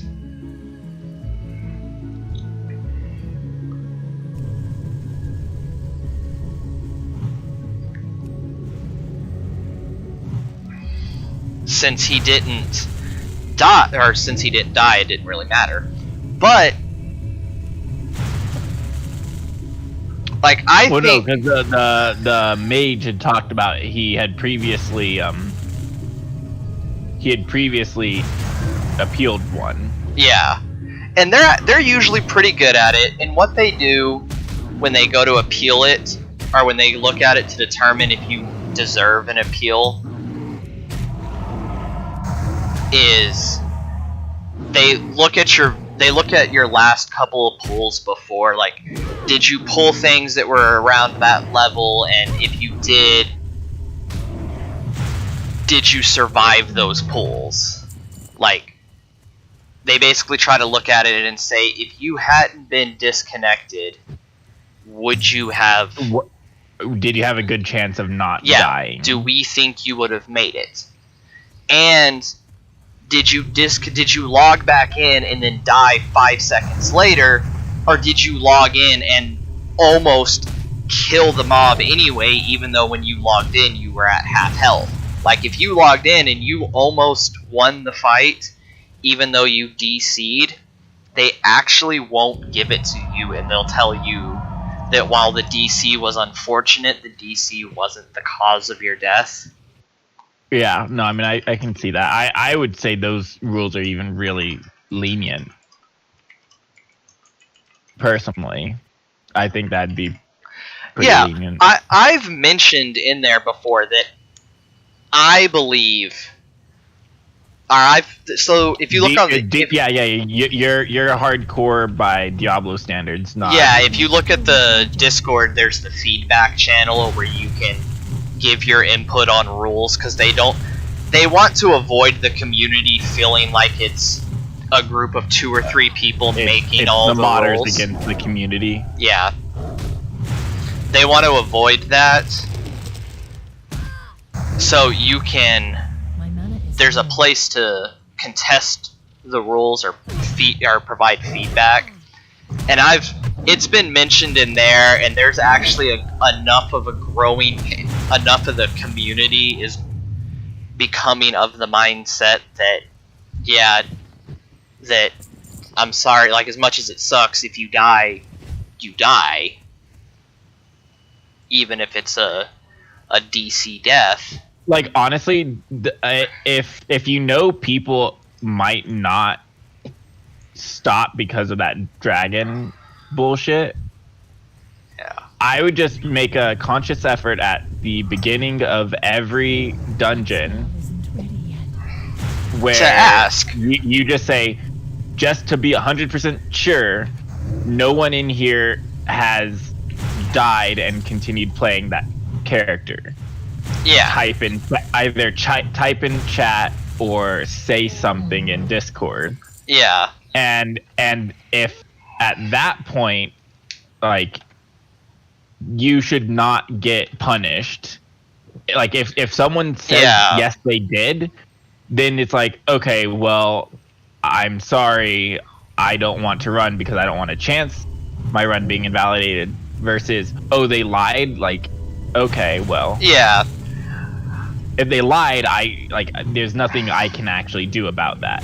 Yeah. Oh, and the mods have actually given responses to why they won't make exceptions to that rule, why they won't make it an exception to say,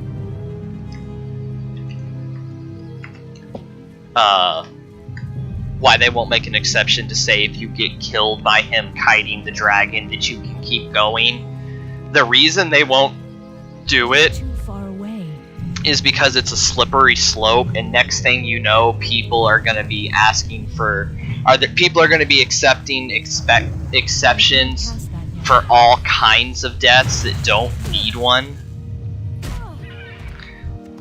Because, like, I don't think there should be an exception for that. Like, that's something that can just happen. Yeah, and that's something that's been a part of the game for 15 years. Like, kiting dragons to Stormwind has been a part of WoW since it was released. Like, since people discovered a path to do it, hunters, and it's mostly hunters, hunters are warlocks because... Pets. Yeah, because pets will double, like, a mob can stay can stay on a leash on your pet even after it's let go of you.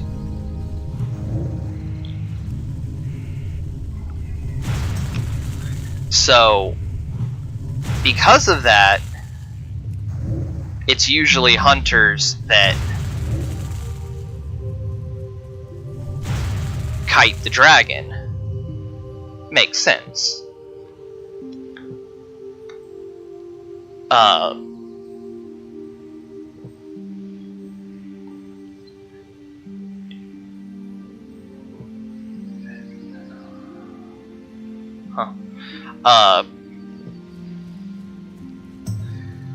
But that's been a thing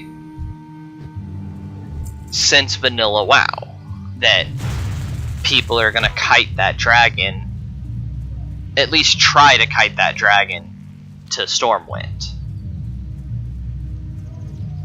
And to say, oh, well, it's okay if you die to that dragon. Well, is it if that dragon kills you, or if Volfer's the one who kited the dragon? And if they're going to say, well, if Volfer kites the dragon, you can reset, is it just the dragon? If he starts kiting other mobs to Stormwind, can we reset whenever we're killed by something that he was, or can we keep going?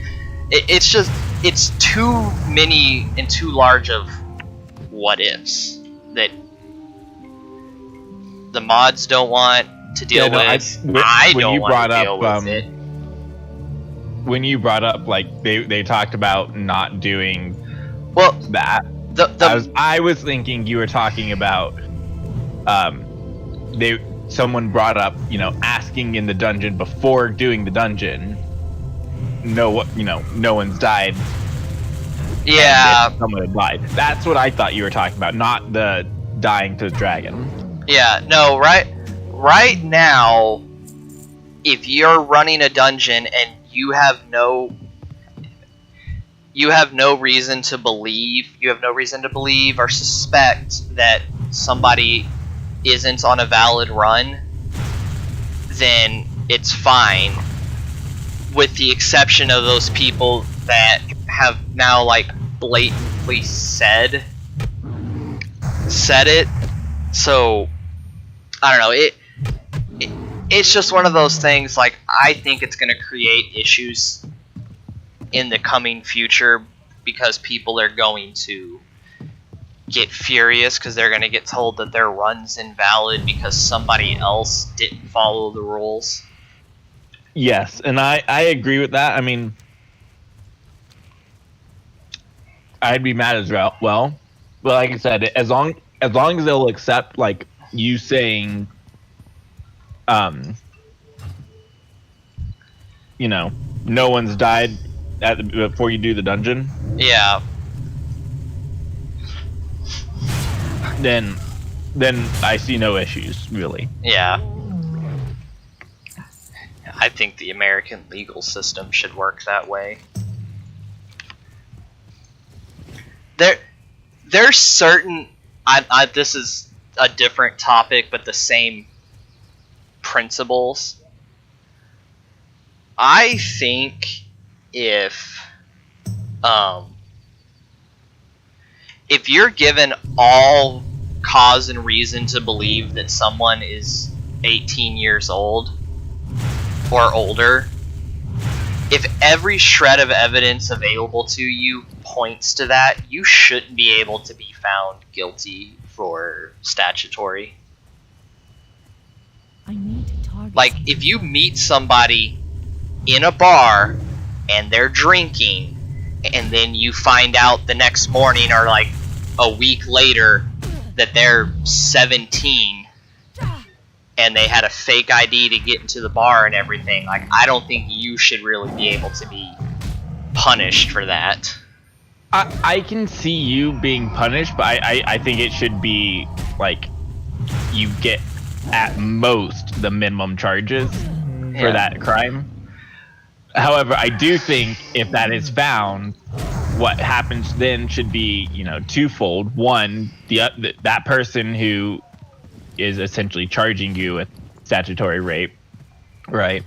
That person gets charged with, the licenses and stuff, which they often don't get that charged. No, because they don't want to punish. They don't want to punish a victim for being raped or anything. Yeah, they don't want to punish a victim because they broke the law. But, like, they should do it, and then at the same time, the bar needs to be held responsible as well. The bars are punished, at least not always. Not always, but most of the time, the bars are punished. They are punished more than the victim, but they're not punished nearly to the same degree as as what might sound terrible, the real victim. Yeah. Well, like in this scenario, everyone involved, including, well, and in this case, the bar is considered one entity as part of everyone Right. involved.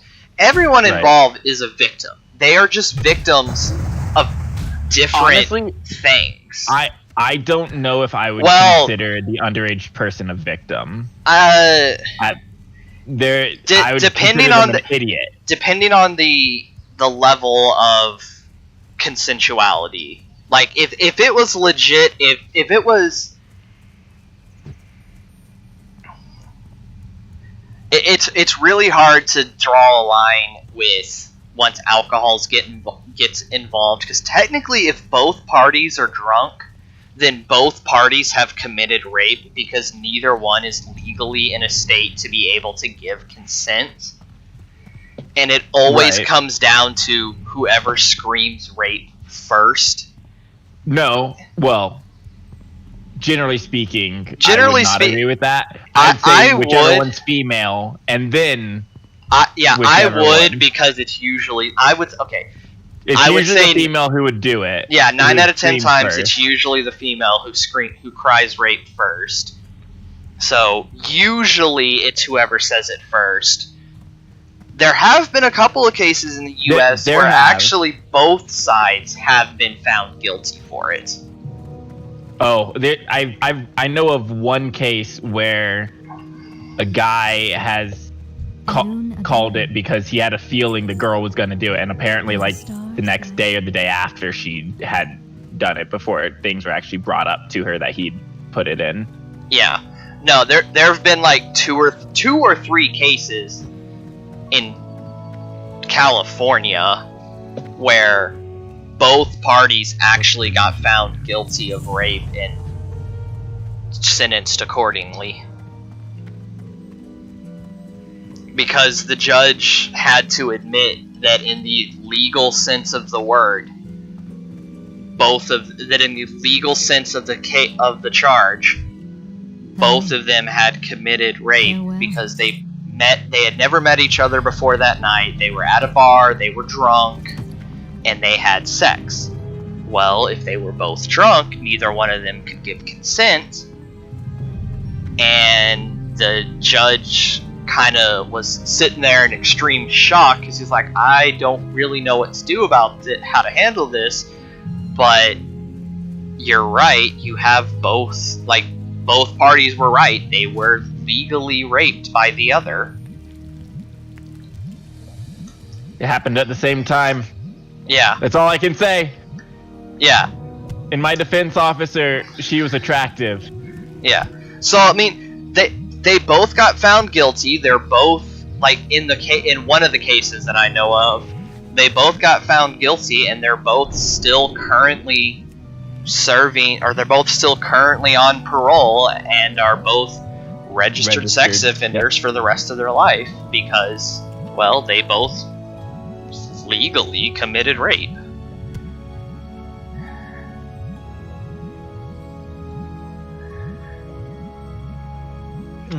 I don't entirely agree with this, just because, yes, I understand that by the letter of the law, yes, they both did in fact commit a crime in the form of rape. I mean, If, I definitely say things should be rewritten. Like, if you are going to go drink, unless it is found that you were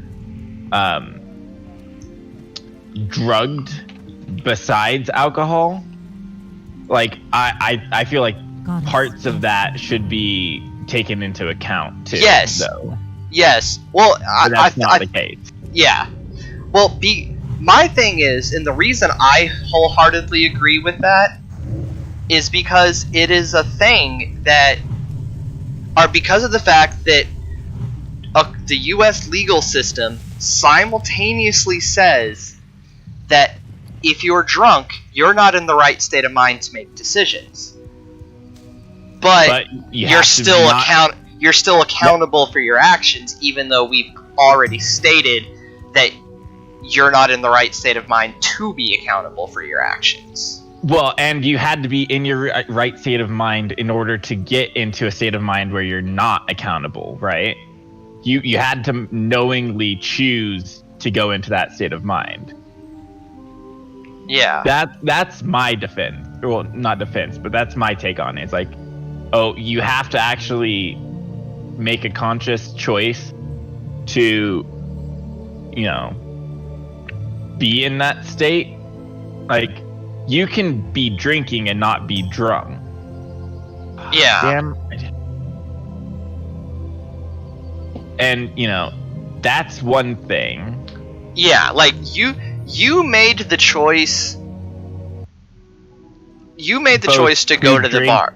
You made the choice Both to go to drink the and to be in whatever drunken state you're in. yeah. Like, maybe it's easier for you to lose all inhibitions when I'm you're outside. drinking, but at the same time, it's Like, still your choice. yeah, you weren't forced to drink. Now, if that's the case, that's a whole other story. Yeah, no, like, But if anything you- is added to your drink, that's definitely separate. Yeah, but if you're the one who made the choice to go to the bar, the only thing that you consumed while at the bar, the only thing that entered your system while at the bar was things that you made the conscious choice to drink, then you should be held accountable. You shouldn't be able to say, "Oh, I'm sorry, I didn't want to have sex with you. I just got drunk and had sex with you." Like, that shouldn't constitute rape. Like, honestly, I kind of want to lean on what realistically, I guess, be a fallacy, but of the when you are drunk, your morals, you're more bestial. So realistically, Your inhibition, beer Yeah, suppresses so- your inhibitions. Or, So like, you're already thinking, like, not thinking, but you're already, like, you're in a more primal state. So you right now are saying you don't want that, but realistically, like, in a primal state, that is what you are looking for, yeah. which is more controversial, but, like, Yeah. Dang. But yeah, I don't know.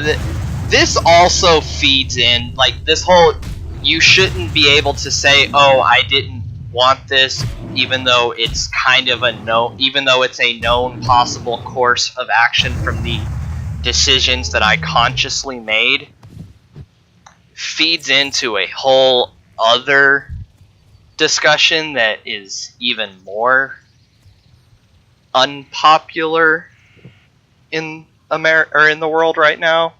But it feeds into it realistically feeds into the pro-life or pro-choice opinions. Spell isn't ready yet.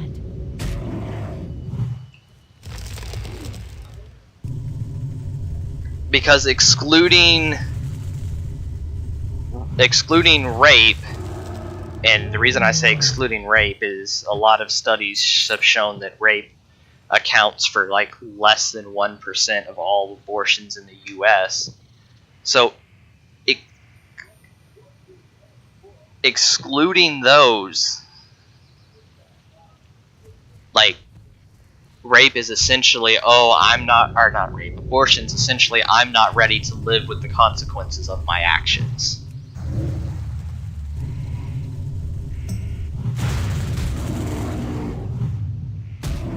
You still there?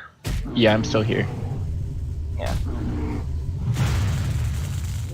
I'm just trying not to die. Oh, yeah. But, and I understand there's so many people that have a different opinion on that, which is why there is an argument between the two. But, like, that's, at least the way I see it, that's what abortion really is it's people saying, "Oh, I made a choice. I and thought don't I was. wanna live with that yet. Yeah, I thought I was adult enough and mature enough to have sex, but I'm not ready for the product, for the intended product of that action. I mean, that's true. But at the same time, like, so you're saying, like, broken condoms or whatever, like they were taking protection, but it still happened. Even if you're taking protections, you're using condoms, you're on some sort of birth control, like, those things are there to stop the intended result of a biological function. Even if those fail, you should, like, you're still getting the pregnancy is the actual intended result of what you doing thought the action, of doing the action. So if you're not ready for the intended results, then you Probably shouldn't shouldn't do be. it. You shouldn't be having sex. And it's a very. That's apparently a very. Hot topic. Yeah, that's apparently a very quote unquote wrong way to think about that, but it's.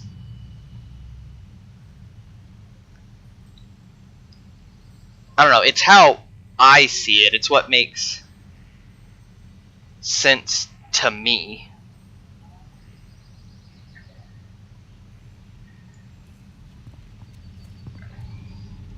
Because that's really what you're doing. You're saying, "Oh, I thought I was ready for this, but I'm not."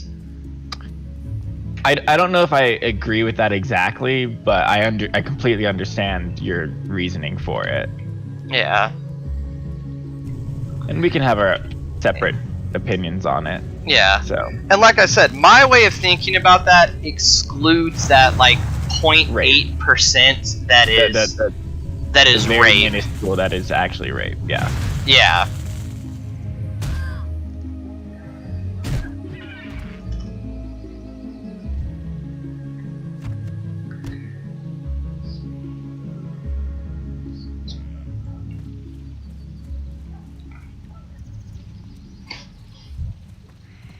It's a good thing I don't monetize my videos anyway. Because it'd definitely get demonetized. Oh, yeah, What we were talking about. Yeah, it would get demonetized with that conversation. Hell, it would have gotten demonetized the first time I said the word statutory.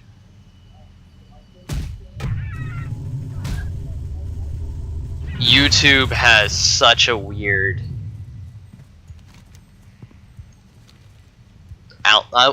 algorithm coding process. Like, if it's even if the subject that's being discussed is even remotely controversial, they get rid of it. They're like, no, you can't have that discussion. Yeah, no, I don't like that. But I actually found a channel that you might find interesting. It's called Audit the Audit. I think I've heard of them, or one of the guys at work has talked about them. What's that channel? For the most part, it's interactions between citizens and police. And it goes about how the citizen, who's usually doing something that people find, it is their constitutional right to do, but the general populace don't do that type of thing, so people find it weird. Like open carrying, right? Yeah, and it goes over, the legal side. It's like I find it very not apolitical. What's the term I'm looking for? Neutral. It's a very neutral stance on the entire. Yeah, it's breaking down what the actual legality of their actions are, and it's leaving out opinions. Yeah. Yeah. So like, and the people, because I believe it is more than one person who runs the channel, give them like letter grades for how the person did in each interaction, both Yeah. the governmental side and the Yeah, I've seen a couple of those. There have been a couple of cases here lately in San Diego about people trying to make those videos of First and Second Amendment audits, and saying, well, all we have to do is do this, and then they can't do anything about it. which isn't exactly true, but Yeah. Well, Yeah, because no, so many people will go out of their way to do something that may not be technically wrong. They might technically be in their rights to do it, but you know good and damn well they're only doing it to get a reaction out of law enforcement. yeah, and like that I think is wrong, but I mean, Yeah.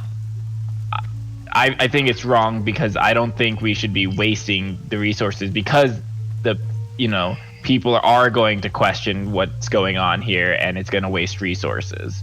Like, Yeah. that's purely the reason I think it's wrong. Like, if we had unlimited money, I'd see absolutely no reason not to. Yeah. But yeah, I think you would enjoy the channel. Yeah, I'll check them out. There's a lot that I watch that I do enjoy, but I don't always like. I usually, when it comes to all those auditing ones, like, I see a lot of post audit ones are like, well, this person wasn't technically right, and the way that person handled it wasn't right either, and so on. So yeah, so the thing is, the guy takes the video. Often it's from the body cam footage. Yeah, of the officer, because that's available. Peace. But occasionally it'll also be like, it'll be both of them, or it'll just be the other person's point of view. But it'll be that, and they'll pause it and talk about different parts of it, bring up parts like for you to learn about how this works, and a lot of the different like legal codes and that are coming into play for that. And that's why I find it good. I've seen other ones that go over it and they're like, oh yeah, this guy's doing a great thing, they're doing the Lord's work or whatever, and it's like, no. And so I basically only watch Audit the Audit now, if I watch any of them at all, because the other ones just are ridiculous. Yeah. Well, because the other ones are just trying to build on the hype, and they're just trying to get their name out there. Yeah. And I don't know, like, I want to fault them because they're wasting time. Like, they're putting false information out there. They're making people believe that whatever that idiot, or they're leading people to believe that whatever that quote-unquote auditor did is the right way to handle it.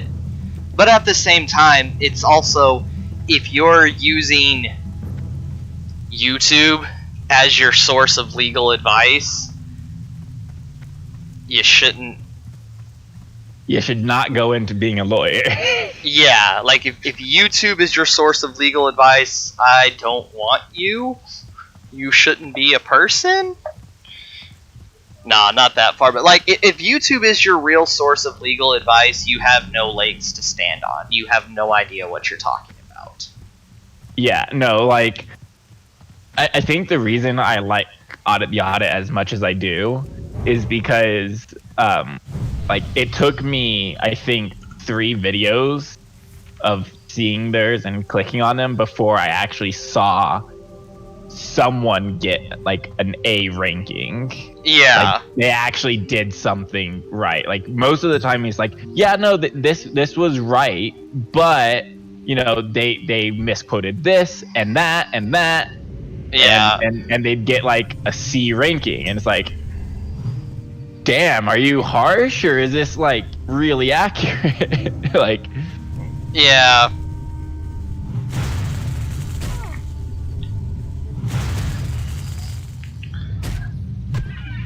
Yeah. oh man, it's so fucking laggy. Your game. Yeah, because I'm at Scotty, the blue proto dragon Yeah. person, because I can just sit here and kill him whenever he spawns and go about my business. This got brought up. I think the hardcore community is probably going to die in the relatively near future. It's it's one of the next two phases when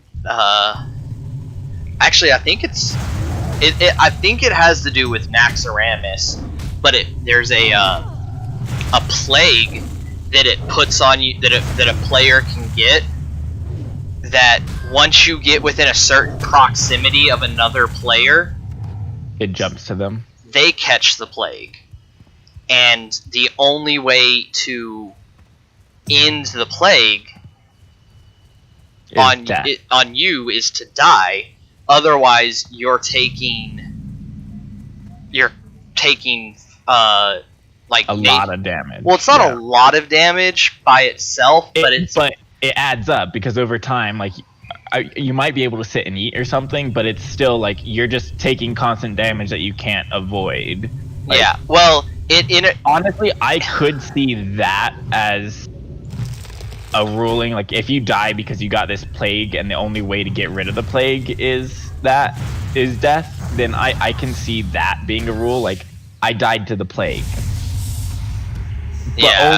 But like, I would also make a ruling of the only way you can die to this is you go to like this location and wait till it kills you, type of thing. Not so that, like, once you get it, if you want to get this off of you, you must go to this location, like this specific inn in Stormwind or in Orgrimmar, and you must go to this corner. Yeah. And then, you must be at full health, and then let it just tick you down until you die. The problem about you must be at full health is, except for classes that can heal themselves, there's no way to get to full health with the buff, or with the plague. Oh, well, can you eat? So it keeps you essentially in combat then? Well, it doesn't keep you in combat, but the damage from the plague stops you from using consumables. Oh, yeah, I forgot about that. So you can't eat and drink, you can't bandage. The only way you could get up to full health is asking a player to heal you. Yeah, is if you either had a heal or got healed. Yeah, no. But up until that point, like saying, oh, you have to make it to this inn. I wouldn't use Stormwind, because Stormwind, Orgrimmar, Darnassus, like, not Darnassus. No one goes to Darnassus. You can totally use Darnassus. Like, Darnassus would be one to use. But, like, yeah, I wouldn't use... Right, no, I was just using, like, go to an inn that you should be able to get to. Yeah, either go to an inn that you should be able to get to, or go somewhere that you should be able to get to, but that otherwise no one, like, you're not gonna die if you're there. Yeah, just some place where you will not die. And the reason I use an inn in Stormwind is because realistically, other than, I guess, the dragon coming in. Yeah. Yeah, it's like, what makes... The cool part about... Really quick, the cool part about the dragon, too, is if you did,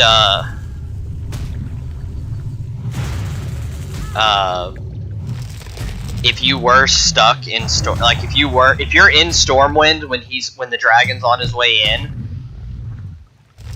all you have to do to survive, or what you can do to survive really easily, is you just have to make it to the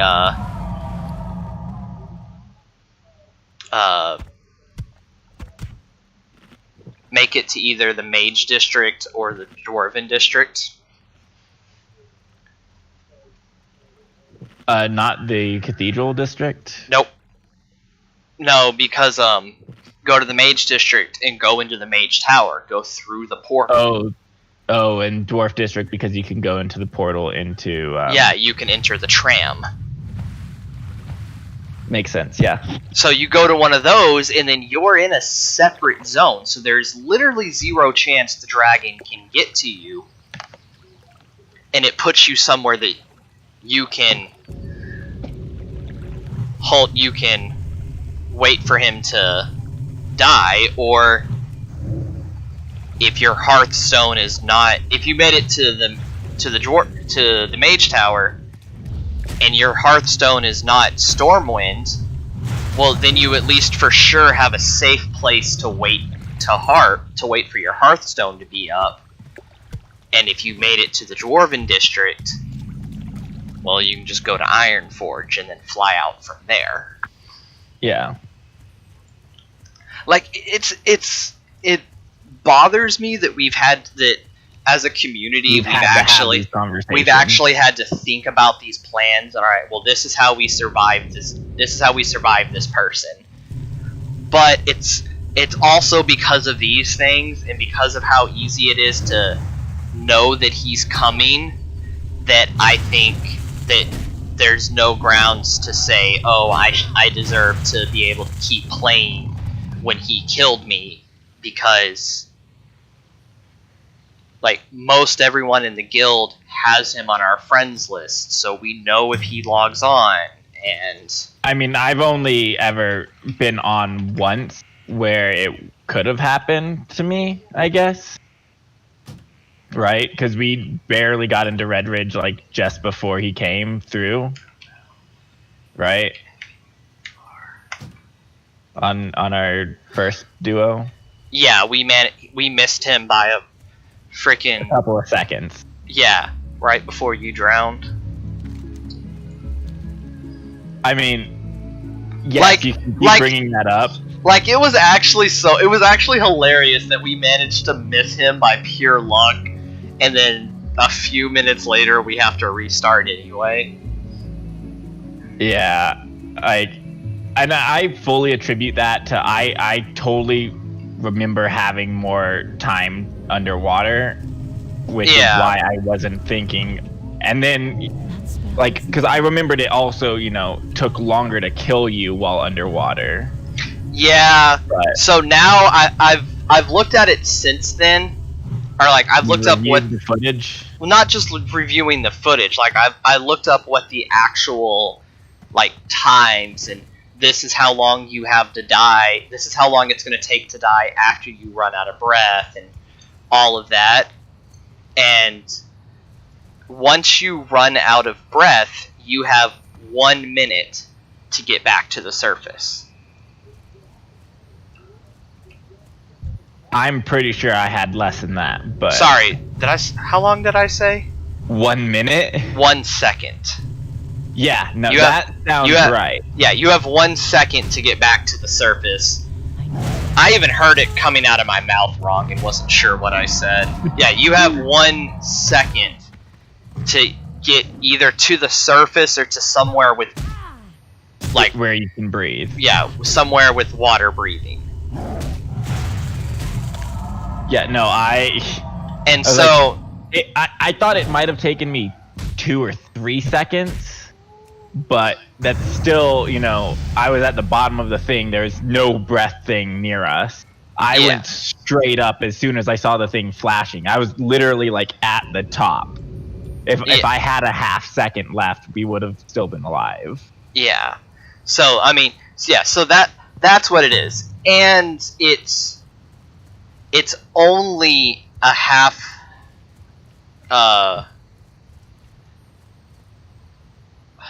I think it was.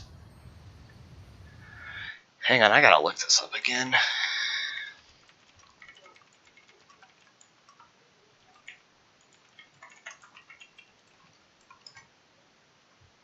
What is it?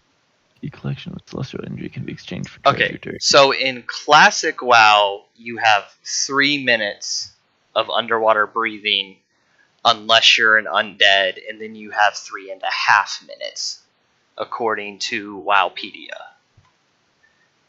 See, that's what I thought, but I didn't think we were underwater for 3 minutes yet. Oh, we were. Even watching the video, like, it was 3 minutes from when I went underwater. It was 3 minutes and 20 seconds from when I went underwater to when you died. And I'm pretty sure you came under the water, like, right after me. Yeah, because I tried to stay above as much as possible. Oh, no. What the hell? But No, goddammit. I'm pretty sure it's only like a minute. Yeah, so... You get a minute. Yeah, now it's 6, so...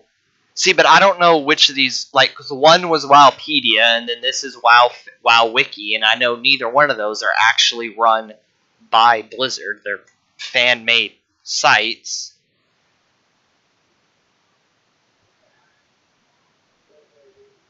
But the first, like, I don't know. I'm seeing here that it's 60 seconds in classic or 90 seconds for undead, and then it's 2 minutes in retail, unless you're playing a class that has an extended underwater breathing period, in which case it's 3 minutes. So I know Kulturan humans have an extended. I'm gonna guess undead still do. I'm pretty sure they do, yeah. I know. Do. Well, Warlocks do.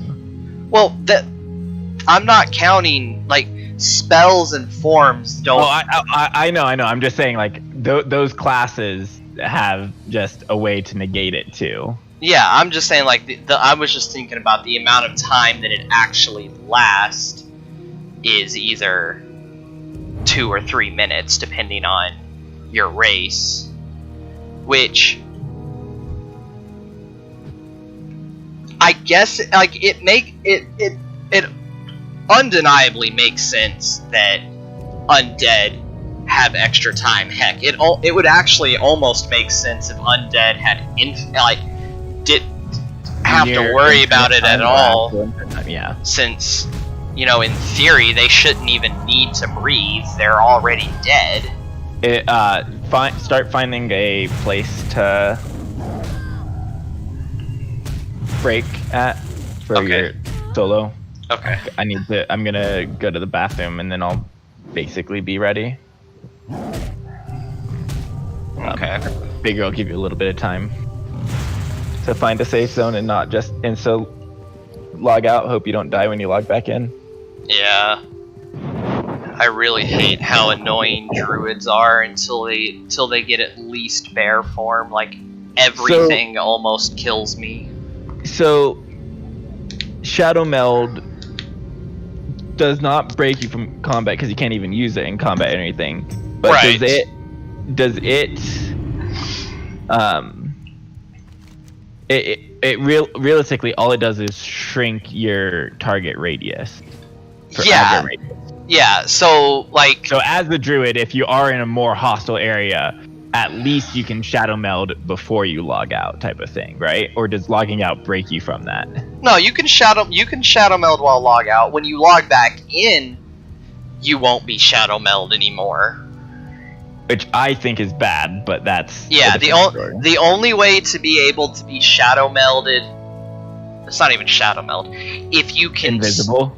No, yeah. Well, the only way to have a reduced hitbox like shadow meld when you log in is if you're a druid, or if you're a rogue and you use stealth, or you're a druid greater than level 20 who has prowl. Yeah. Like that saves, but shadow meld doesn't. Come on. Shadow meld doesn't because they didn't code it to, because it's not actually stealth or prowl. It's a separate thing.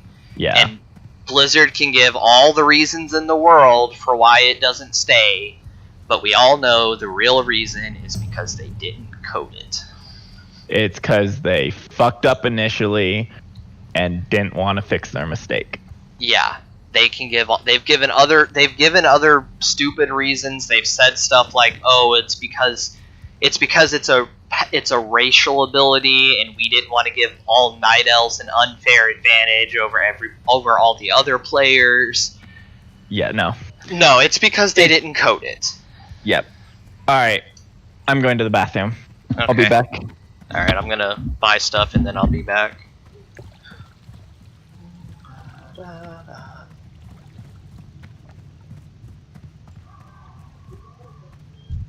Feel free to browse. Asha Fela. Ishnu Dal Dieb. Asha Fela.